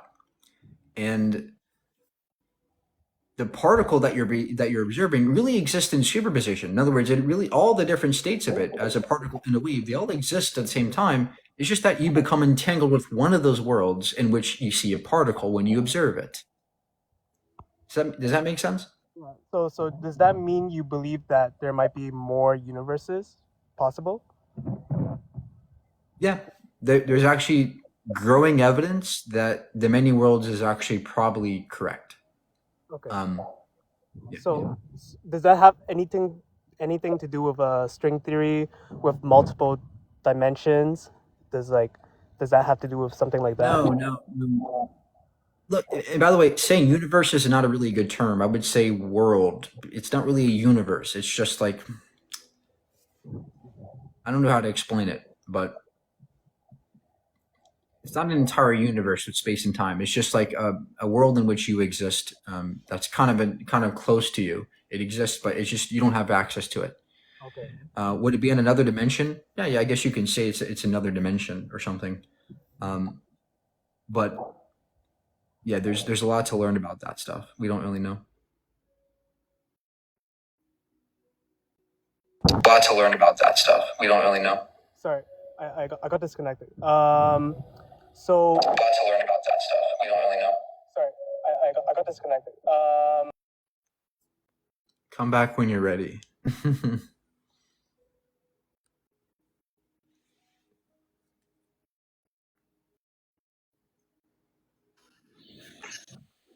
Hi, Mike. Hi. Do you believe in evolution? Yeah, it's a fact. Okay, so what what what made you decide that a cow, a sheep, a deer is more important than a tree?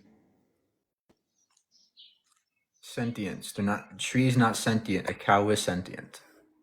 What is, explain me sentient? The ability to feel, be aware, or emote.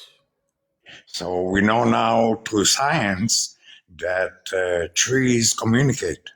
Do you agree? Not really. We don't know that for sure. But even if they Yeah, did communicate, they've seen okay. communication. Hold They've seen. on, just a second. Shh, just a second. I know you're anxious No, to be get the nice, be gotcha. nice. Just I can relax. shush you too. You're not a god. Okay. Just because something sends signals doesn't mean that they're sentient. It's that simple to defeat, right? My phone communicates with other phones. It doesn't make it sentient, right? So just because plants can communicate or send out signals doesn't mean that they're sentient or aware or conscious or feeling things. Do you understand the difference between I awareness? understand that you communicate. Wait, I understand that you can communicate with a telephone. A telephone is artificial. It didn't grow from anything. You just actually took elements from around you and created or produced a telephone. So this is not good an analogy. Whereas we know that a tree, you did not create it. It was here before you were even. Okay? That's irrelevant Now to the I would analogy. ask you something. I want to ask you No, something. no, that's irrelevant to the analogy. No matter the makeup of this material, it doesn't matter. The point is, just because X has communication does not mean X has sentience. That's what you think. Okay, great. Then show me that because something communicates, because my Okay. phone communicates, is sentient. Then, right? That's your job to show Okay, me. let's take cows versus trees, okay? The tree produces the oxygen that you breathe.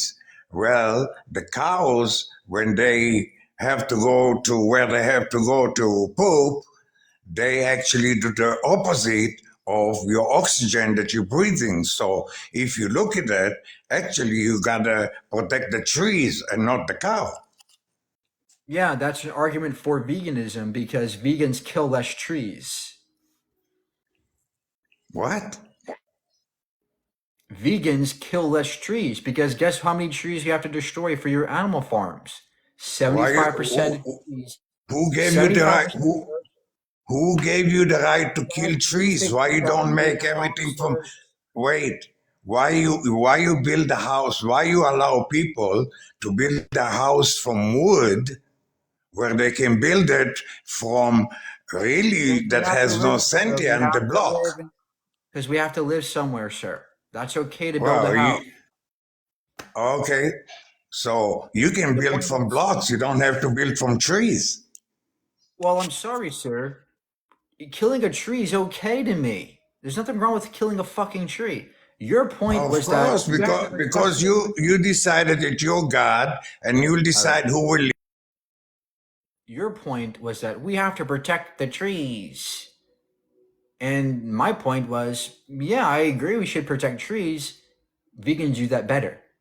So you're being contradictory or hypocritical to think that you're doing Where do better you for the see hypocritical or contradiction if the cow take your oxygen where the tree give you oxygen, and the tree Okay, great. So you're arguing you for can build your veganism houses. again. Sorry, Vegans, don't interrupt me. Don't interrupt me.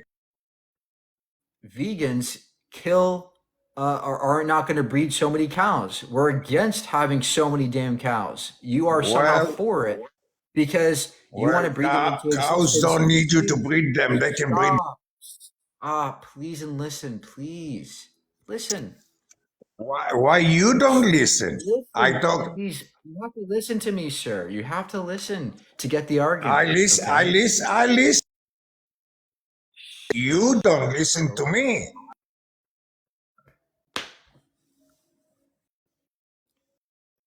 90 billion 90 billion animals right now are in factories for you. People like you. Billions of cows, billions of pigs, billions of chickens are being stuffed in factories and bred into existence so that you can enjoy your nice dinner.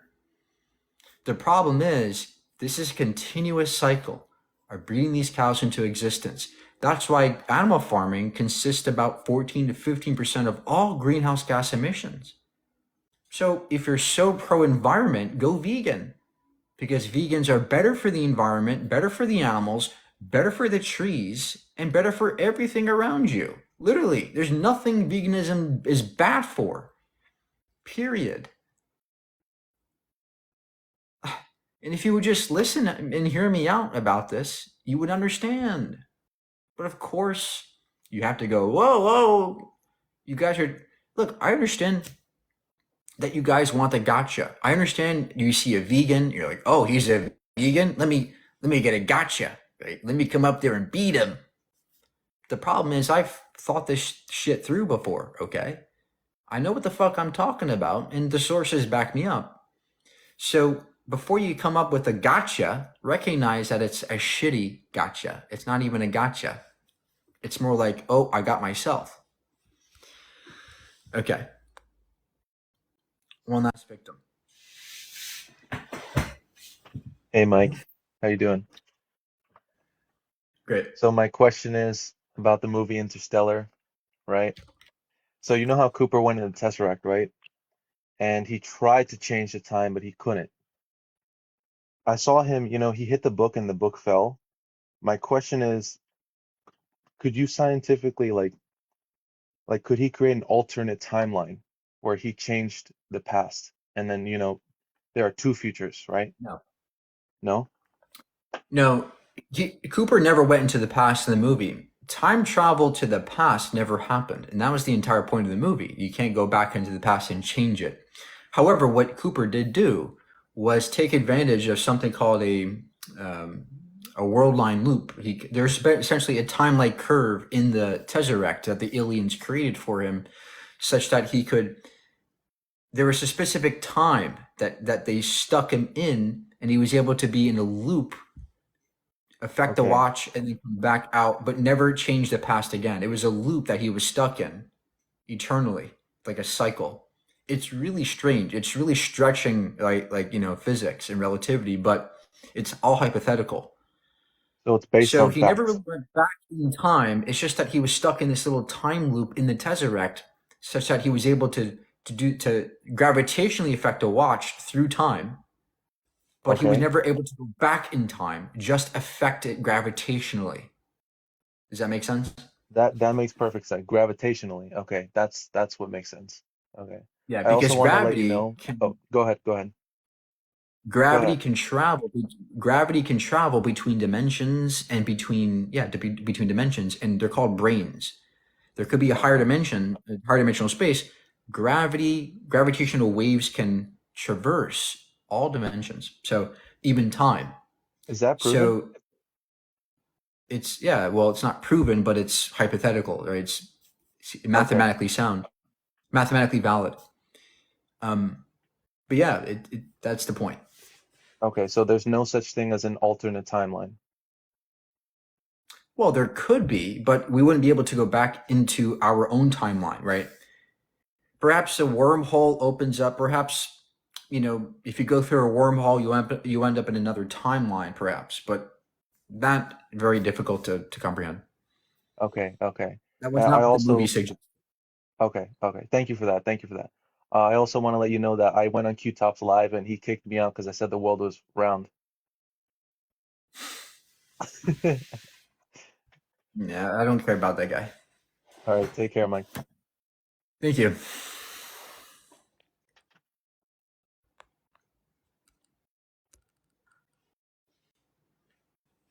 If you want to, Trump. Mike, will you be my new duo Fortnite partner? Please, I want to.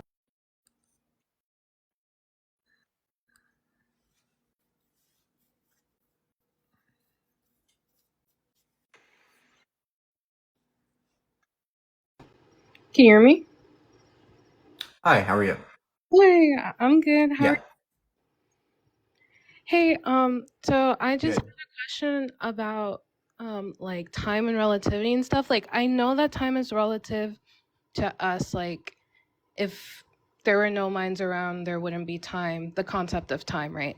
But what I don't understand is whenever you bring up like we are in simultaneously the past, present, and the future exist. Like I don't like I you lose me there. So it's not that time doesn't exist. Time does exist, but the passage of time doesn't. The passage of time, in other words, the notion that time is ticking right now, that time is like a minute on my watch or a second passing, that's an illusion brought about by the brain. However, Einstein showed that because of some weird things with time dilation and other things like the speed of light being constant, he recognized that the past and the future already exist. And what this means is we can, just like space is a dimension, right? 3 dimensions of space: height, length, width. You understand that? Yeah. Now, when you look at space, do you think all the space exists out there? What do Yeah, you right? mean, like all of it? All the space is out there, right? All the space exists out there in the universe. Yeah, somewhere, I guess. Yeah, right. All the space exists.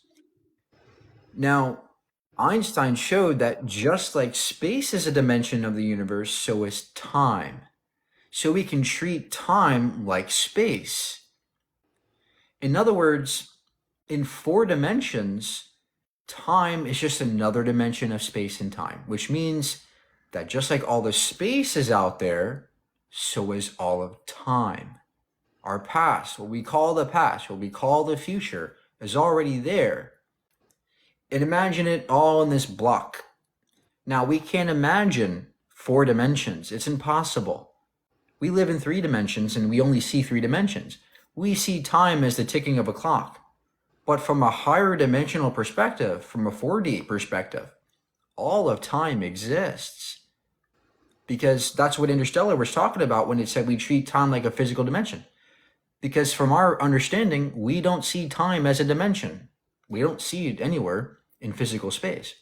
However, time is a physical dimension when you go in a higher 4D dimension from a higher perspective.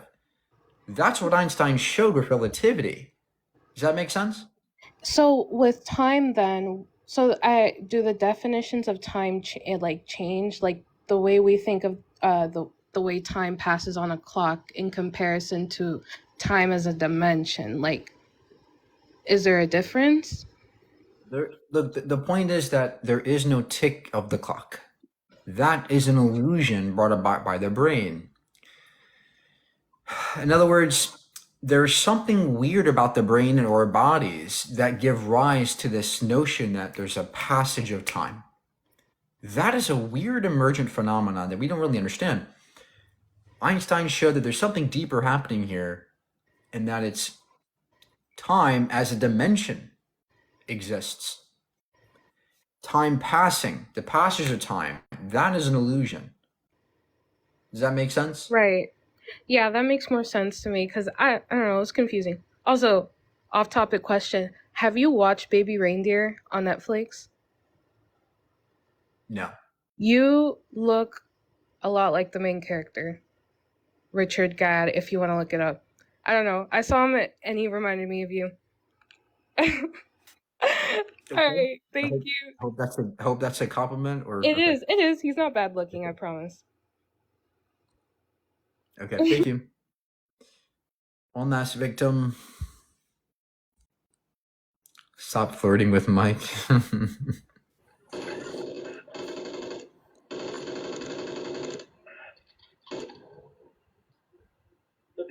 Fortnite?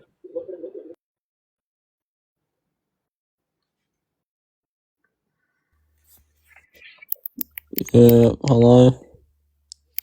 I wanted to ask, why do you think veganism is a good thing for our society? No answer? Yeah, that's Hello? Oh, how old are you? Sorry, I was in a game of Call of Duty. How old are you, buddy? I'm 15. All right. Anybody else want to come up and ask a question before I go? We got 5,000 on my YouTube, so go check out link in bio for my YouTube. I explain relativity. If you have questions about relativity, if you have questions about consciousness, these things, I explain it in my understanding on YouTube. I have all my debates there. Go check it out.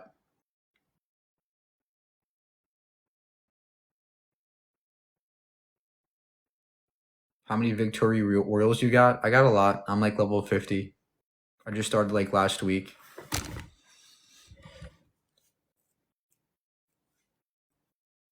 That game is so addicting. I can't. It's too addicting. It's too fun. Okay. Any other questions, guys, before I go? Do you think we can find technology to view the past? Well, in a way we can. Looking through a telescope, you can see the past because light it's not instantaneous. The light that travels across the universe from billions of years ago is the light we're seeing today. So when we look in the past, like a billion light years ago, a billion light years away, that's a billion years ago. We're seeing it as it was a billion years ago, right? But in terms of seeing time as a physical dimension, that's not possible for us to do because we're 3D beings. But perhaps some way, if we can get to a higher dimensional way, we perhaps could, but we could never do it. So we're stuck here in 3 dimensions. We're trapped in 3 dimensions. We can't see the 4th, but it's there. Strangely enough, it's there. And this is something that absolutely changed history forever, guys. Relativity was literally the single biggest discovery humanity has ever discovered about the universe. It really was. Profound stuff. When you really understand it, it's profound. And perhaps quantum mechanics is the next revolution in our understanding. Where did the first single cell come from? Well, the first cells were much more primitive than the ones today. The cells of today are full of DNA and all these complex molecules, but the first cells were way more simpler. They were consisting of things like RNA, simple nucleic acids, right? Amino acids, some phosphates, some things like that. Very simple ingredients. Lipid bilayers as well. These are filmy molecules that make a spherical structure in the water. They can encapsulate that RNA and those amino acids, allowing those first cells to kind of duplicate in a way. But the point is that there is a very, very slow step or chemical evolution that took place 4 billion years ago. It was not this, all of a sudden humans exist. No, it took time. It took steps. It took lots of steps for the first cells. And then eventually from there, they became more complex. Remember, this is a 4 billion year journey, right? Of course, it's going to be way more complex than I'm saying it to be. But the point is, when you think of the first cells, think of simple organisms, very simple chemical factories. But from there, they evolve and change and become ever complex.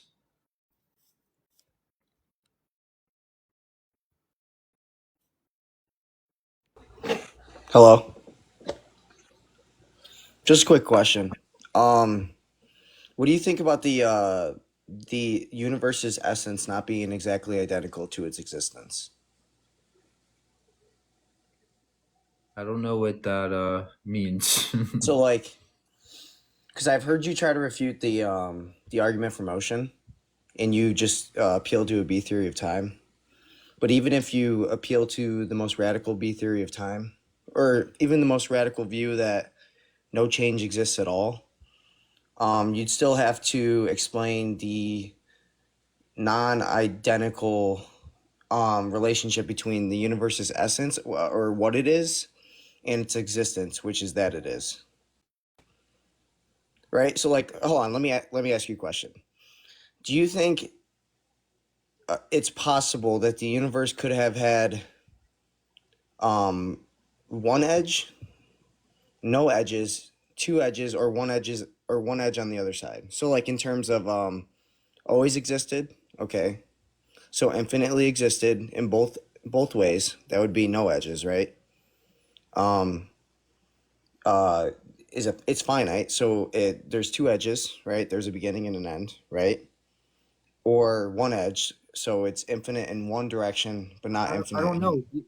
I don't know. They all could be possible, but why is this relevant? Because that if it's possible, that applies a potentiality. So what actualizes the potential of its existence right now? If there's no change, there's no potentiality. It's all actualized.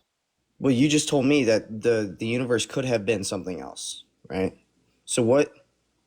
No, not necessarily. No, it's possible that the universe is necessarily this way. It could not have been any other way. It's necessary. But I just asked you, is it possible that it could have been another way? Right? Like there's four possibilities the universe could be in the growing block, in the block universe. It's physically possible that to be that way, but logically possible, that's a different story. Right? When we're talking about logical possibilities, well, it's possible that the existence we live in could have only been this way. Yeah, but physically, that's a different story. I'm trying we can even say that physically it could have only been this way. We don't really know for sure. But the point is that we can imagine the universe being this way always, necessarily, and we could say the same about God. I mean, God could have been a different God. God could have been a little bit less good, a little bit more evil, a little bit, less strong. He could not have been, because his essence is exactly identical to his existence. We can say that about the universe. We can say that about the universe. We just proved a separation of essence and existence by showing that there could have been other possible universes. No, that's not true. Again, the essence of the universe could be identical to its existence. Is it logically impossible for a God whose essence is exactly identical to its existence to not exist? Is it logically impossible? I don't know what you mean by God. I just told you, God is pure existence itself that actualizes all things. Existence. If all you're gonna do is relabel existence God, of course God is real. It's just existence. But if you're gonna say that God is a Christian God or this God, that's not real to me. Yeah, but I'm proving. You say atheism, you don't believe in a God. I'm not arguing for what type of God it is. I'm arguing for just a God who is pure existence itself. If you're gonna say that my left ass cheek is God, of course God is real. No. What the argument for motion does proves a necessity for a being whose essence is exactly identical to its existence, right? So even if you choose the most radical view of change, which is that change doesn't exist at all, right? That I've seen in the past that you tend to do, you'd still have to answer the question, what is actualizing? It's not that change doesn't exist at all. It's just that it's relative. But the point is that the universe may be this way in this way only necessarily. Why is this any different than saying God's necessary? Because for the God of the argument for motion, right? It is logically impossible for him to be any different, or and to even have the possibility to be different. We can say this about our universe, because you're asserting that the universe refers to our local space-time. But perhaps there's something even deeper than that we are not aware of. In other universe, right? Encapsulates everything that's possible, meaning that essence would be identical to existence. Which would be God. Which would we would consider to be God. Which would be nature to me, right? It doesn't have to be God. It's just nature. But so I'm a Christian. I'm not arguing for a Christian God, but what I'm saying is the Christian God that we describe is its pure existence. God is pure existence itself, right? He has no potentiality. He's a purely actual being, right? So you're just describing a purely actual being and then Okay, just we can say rewriting that it. for the universe. You can't, because with the universe, there's a Yeah, logical. look, if all you're going to say is that existence is, sir, please, if all you're going to say is that existence is God, of course God is real. But all you did was relabel God existence, relabel the universe God. Anybody can do that. It's easy. No. But if you're So going what? to invoke the Christian God, right, that's where we I didn't say stop and that. go, I wait a didn't. minute, this I didn't sounds say like that. ridiculous nonsense. A I didn't guy say that. dying on a stick for no reason, that sounds ridiculous. If you're going Like to I say that said, the you're universe is strawmanning. God, of course God is real, but you've done nothing to solve this. No. So with the universe, you describing our universe as we know it as God is not the same God as what the argument for motion necessitates, right? Because there's a logical possibility the universe could have been another way. There is a logical impossibility for the God I'm No. describing.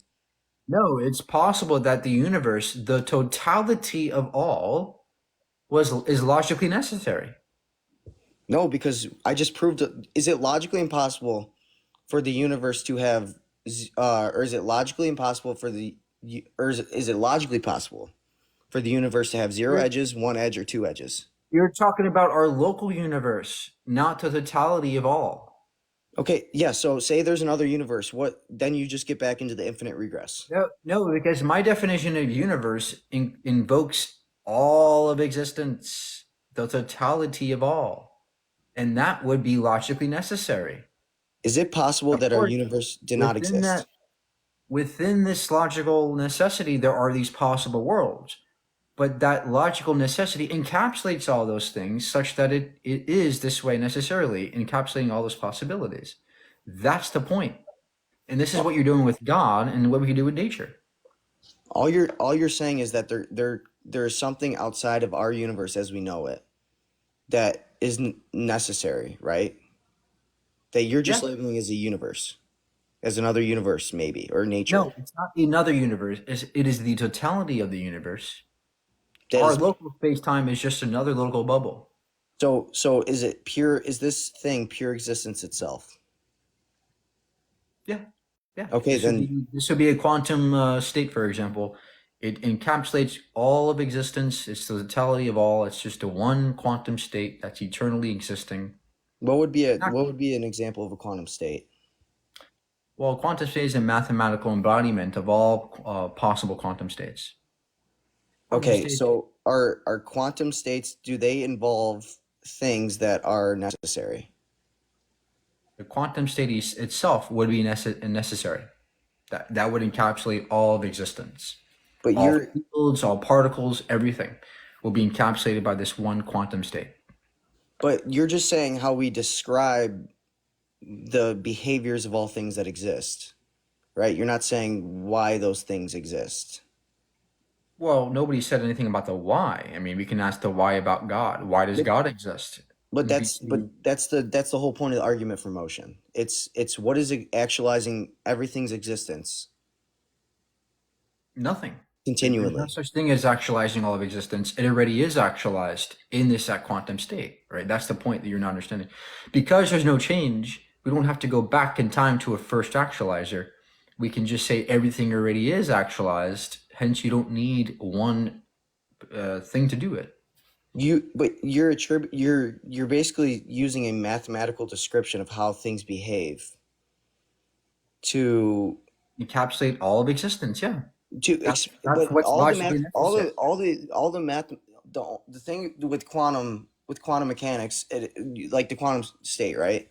It explains how things behave, right? In this quantum state, it doesn't explain why those things exist. Asking why does something exist is an unanswerable question. We can ask this about God. Why does God exist? God exists because he's purely actual, or pure existence itself. We can say that about the universe. We have a being that is pure existence. We can say this about the universe. It's purely actualized. We can't. Why not? Why not? Where's the contradiction? Because I showed you that it's logically possible for it to have other possibilities of this universe that we know, That's right? Under your strawman definition of the universe. My definition of the universe, in which you're discounting, is the totality of all, which would be logically necessary. Okay, can this explanation of your universe of what you're saying, can this thing be unnecessary? No, it's necessary. It could not be any other way. Is it pure existence itself? Yes.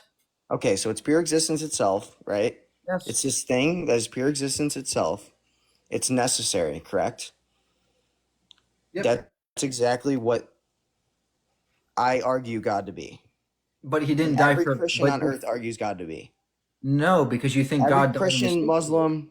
No, because you think God died on a stick for you, right? Or even even deists. Deists. Incorrect. Because this is a natural entity that has no consciousness, no mind. It's just a natural entity. Nice try, though. No, I'm talking when Christians, any Christian philosopher, right, who use the argument for motion, they argue that the God that we know or that we are arguing for Sir, is pure you believe in existence talking itself. donkeys. Sir, you believe in talking donkeys. That's not what I believe in. This is not what I'm talking about. It's just a natural entity. You believe in magic and you're trying to smuggle it into my definition. That's garbage. I'm sorry, sir, but you're trying to smuggle in nonsense because you're biased here. You disagree with how you disagree with the manifestation of the God we're describing, but we believe in the same God. No, we don't. I don't believe in a God that died on a stick for me. I believe in something that's natural with no mind. How the fuck can you say that's a God in relative to your view? If it's natural, what would you describe something natural to be? Anything measurable or observable. Observable, okay. It just seems to me that this thing, something that is necessary or its existence is equal to its essence, is not fit under the definition of natural. That's a claim. Why? Why not? Where's the contradiction in my view? Because the natural world, as we know it, right, is full of unnecessary material things.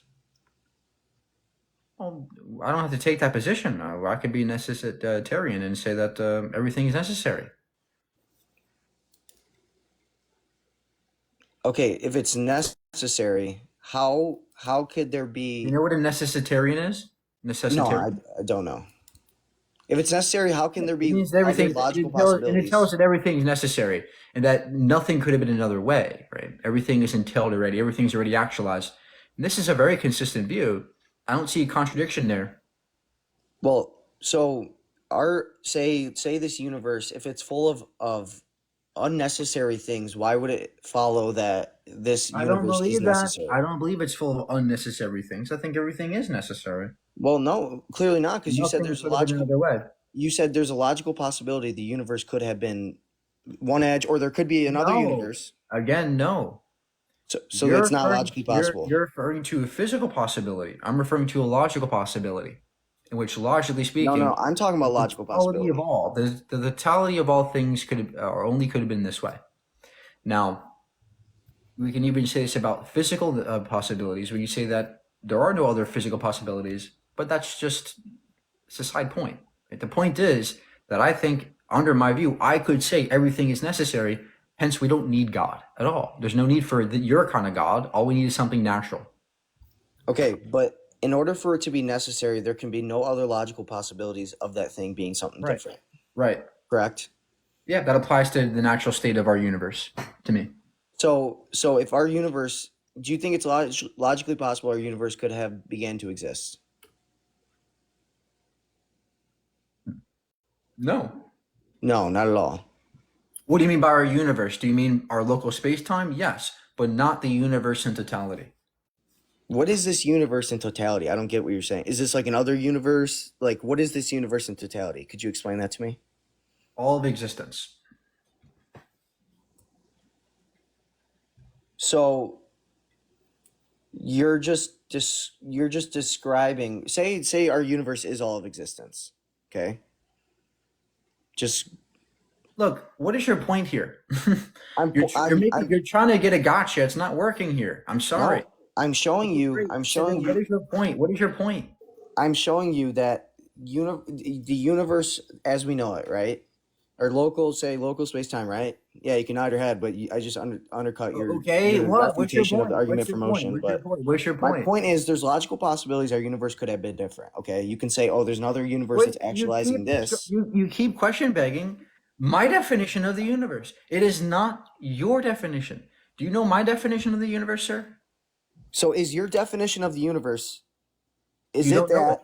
You Is it don't know that it. its See, you don't know essence? it. You don't know it. You don't Hold know on. it. Is your definition of the universe that its essence is exactly identical to its existence? Yes.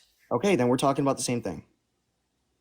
No, we're not. I'm talking about a quantum state that's natural. You're talking about a guy that died on a stick for no fucking reason, who talks to donkeys and turns his body into bread. You can just call I it don't think natural, that's but it. I don't think that's necessary. you can just Is it, call it natural, but it's the same thing. is it I'm logically arguing for. necessary that Jesus died on a metal stick? I'm not A metal arguing for. rod? Did I say I was arguing for Is Christianity? it possible that God Hold on. died on a metal rod instead of a stick? Are you going to straw man my argument? Okay, great. So do you believe in the Christian God or do you believe in the quantum state? I do believe in the Christian God, but what I'm trying to prove to you Okay, great. So then your God is to a me deist not view. necessary, logically. I'm proving a deist view. You are in no better position than I am, because all you're doing is saying my God's necessary. I can say the same about the natural quantum state. Yeah, but the thing that you're describing, its essence, is exactly the same thing me and you are talking about. What it is, we're talking about the exact same thing. Oh, okay. I agree that there are some things in this universe that are necessary. That doesn't mean I believe in your God, though. My Stop God, trying to smuggle that in. I don't believe in your version of God. in my argument, say I'm a deist, okay? I just believe there's a being that is purely existence itself, okay? You're describing the same thing. Yeah, that could be a natural quantum state. I don't see how this could be any remotely analogous to deism or theism, even, especially. Well, because from that, if its existence is exactly identical to its essence, it has no potentiality. It has no potentiality at all. Okay. Okay. Would you agree? It has no potential to be otherwise. Okay. Right. That means it lacks nothing. Okay. Okay. And from there, I would argue it lacks no power, no knowledge, or it doesn't lack power, knowledge. This is where we get mixed up. What do you mean no knowledge? The universe doesn't have knowledge, right? These are emergent phenomenons. Now you're talking about something completely different. You're trying to smuggle in your definition of deism or theism. Stop. We can just stop at a necessary entity, which is natural. All the other fluff you're bringing up into this You're argument just saying natural. You're just putting natural into it. You're smuggling natural into it. You're just saying natural. No. It's my definition of what natural means. It's just something that is measurable, observable, and is not supernatural. It's just nature. A quantum state, they don't need God for that. Okay. Any other questions? So hold on. So are we in a material world? Yes, I'm a materialist. Yes. Okay. Do you believe our world is full of unnecessary things? No. Why do you keep doing this? Do you have an actual valid question? So everything that is in our universe could not have been otherwise. Our local space-time universe. Yeah, I mean, I can take the necessitarian position on this and say that everything is necessary. No, you agreed our local space-time universe is not necessary, right? You already agreed to that. It could be necessary. I don't know for sure. Nobody does. It can't be necessary because of its logical possibilities to be otherwise. Again, you're talking about the local universe, and I can say that. That's what I'm asking you. Local universe. I'm saying that it could be logically necessary. I don't know. It seems like we can imagine other possible worlds, but that could be embodied by this quantum state, which is itself necessary. We don't know. The point is that everything could be necessary. It doesn't matter. How can something that has no potentiality be full of stuff that has potentials? Again, this is why we can just say that everything is necessary. That's it. But you're not attacking my position at all. Because you said, hold on. I don't have a complete position here. I'm just saying the universe could be necessary or not. We don't know. You agreed our local space-time universe, right? We'll just call it universe A, all right? So we can differentiate between the universe you were talking about with pure existence itself in universe A, which is our local space-time universe, right? You agreed it is not necessary. No, it's necessary. Everything is necessary. So the universe has to be one way. It could not have Yes, began. yes. It could not have began. It could not No, have multiple. no. Okay, well, I would just argue that it doesn't follow that a universe full of unnecessary things. It's Do you believe you're necessary. Why do you keep doing this? It's necessary. Why do you keep trying to do this? You're trying to get a gotcha. It's not going to work. Do you believe you're That's it. necessary? You're done. We're done. Like, you don't have to continue talking. Everything's necessary. That's it. Could you Whatever not exists exist? is Could you not necessary. exist? This is what necessitarianism entails. That's it. Could you not exist? No, I could be necessary too. Everything could be necessary. So when you no longer exist, you're still necessary. That doesn't happen. To me, things always exist. I don't stop existing. I just change my existence, perhaps. But everything is necessary. So if you change your existence, there's a potential for you to change, right? Change in a subjective sense. In an absolute sense, nothing is changing. That invokes the A theory of time. We can hold to the B theory. So again, no change. There's this eternal quantum state that embodies all of existence. It's necessary. That's it. No God. Okay. Any other questions? Yeah, I just don't believe that material things are necessary. Okay. Well, have a good day and keep learning science. I don't know what to tell you.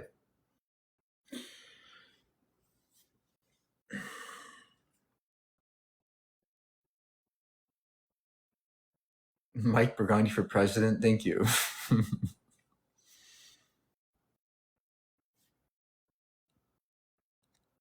You got mail.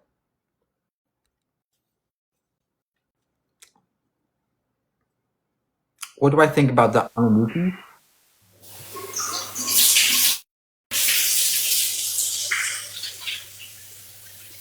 Okay, so the people in the comments, they're not me. Okay, don't.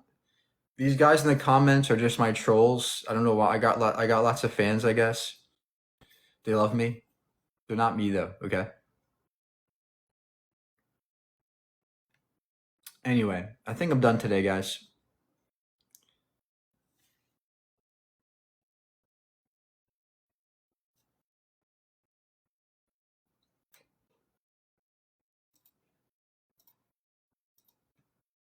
I just want to say thank you guys for subscribing to my YouTube, for getting me to 5,000. That's great.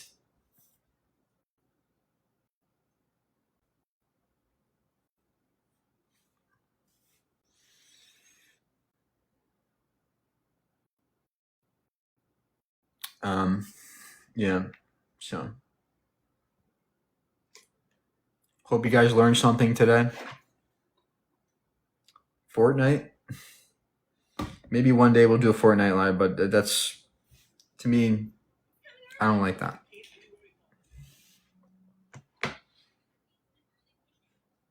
Why is bro so arrogant? I'm not arrogant, just smart.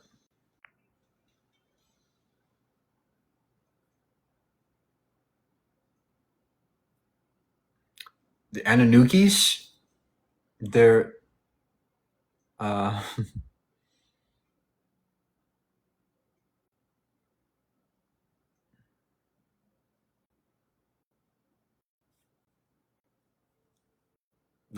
Mike, get on, let's run some ranked. I'm pretty good, guys. I'm pretty good at Fortnite, okay? Someone keeps mentioning book. You have a book? Yes. My book is in my bio, Amazon. If you want a signed copy, you can request, they can DM me and I can send you a signed copy. But I need to get some more copies to sign them. But you can DM me.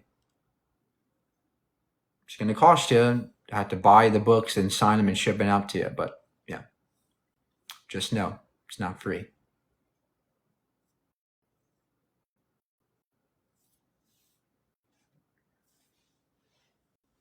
You never sent me a signed copy. I know I had to get more copies. I have lots of people requesting. I had to buy more copies. I don't have an infinite amount in my bed. in my room. All right, I'm tired of all these fucking trolls. Like, this is really annoying. I appreciate your help today. Aw, thank you. Appreciate you. Do you think...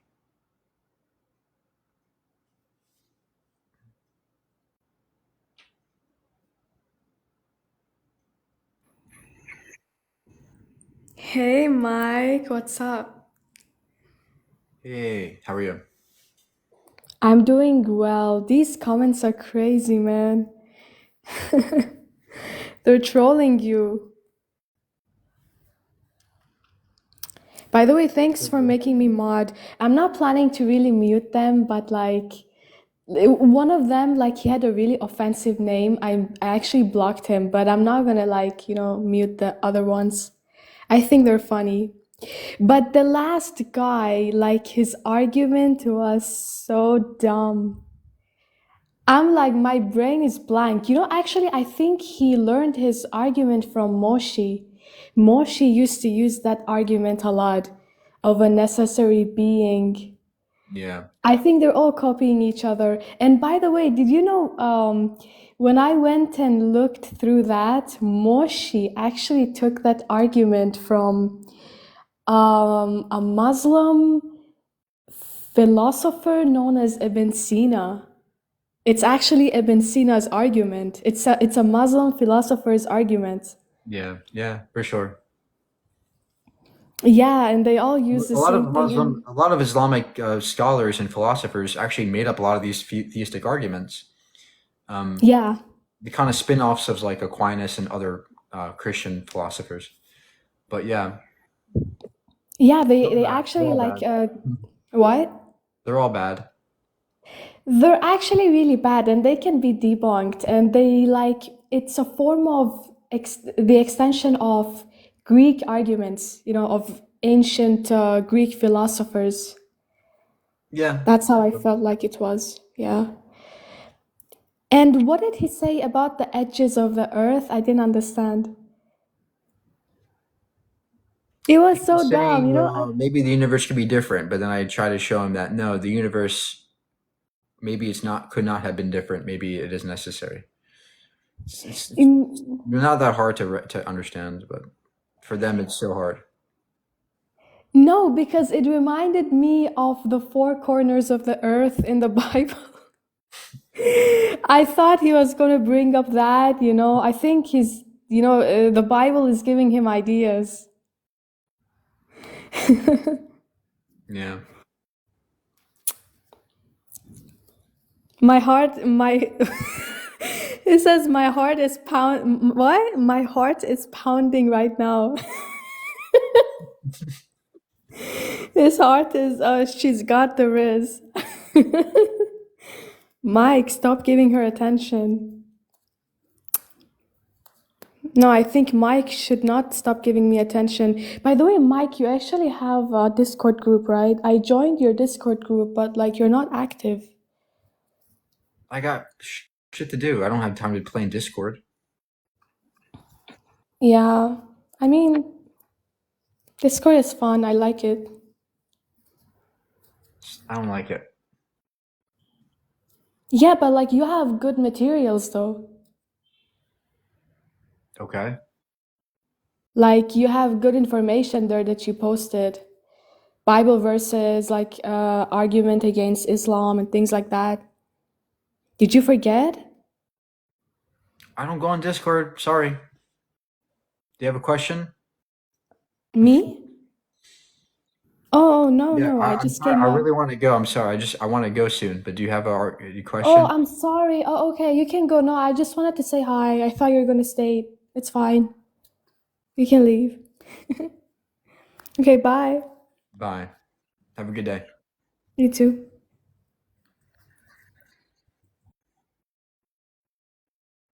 Okay.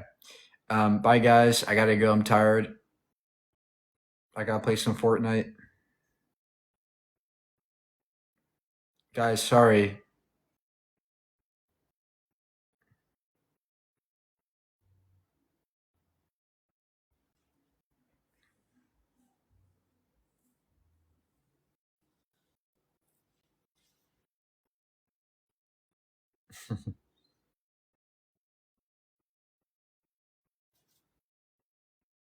What's the word called when you get flustered by people, by girls? I'm not the fuck's the word?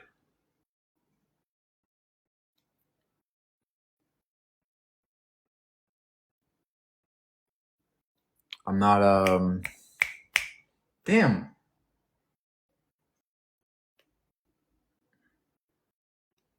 What's the damn word? I forgot it.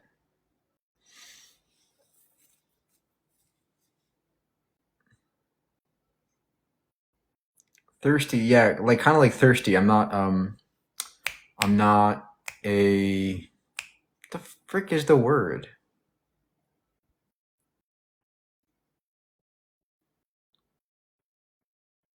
Simp. There it is. Simp. I'm not a simp. I ain't no simp. Okay, sorry. Okay. Oh, finally. I hate that shit when I forget a word and I don't like doing that. Okay. I'm just awkward. No, you don't know me. This is my TikTok persona.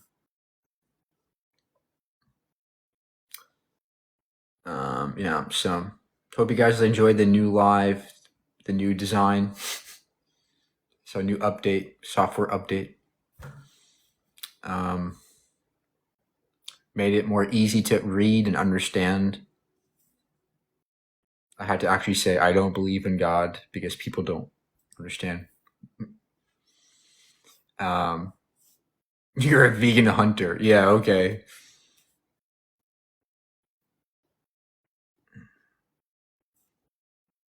I'm a married bachelor.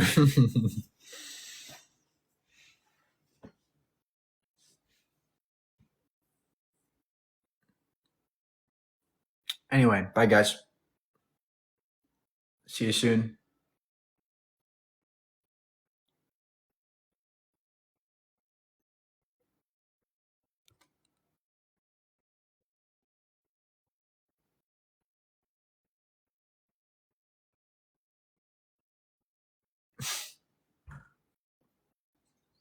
Be there in 5 to get my midnight kiss.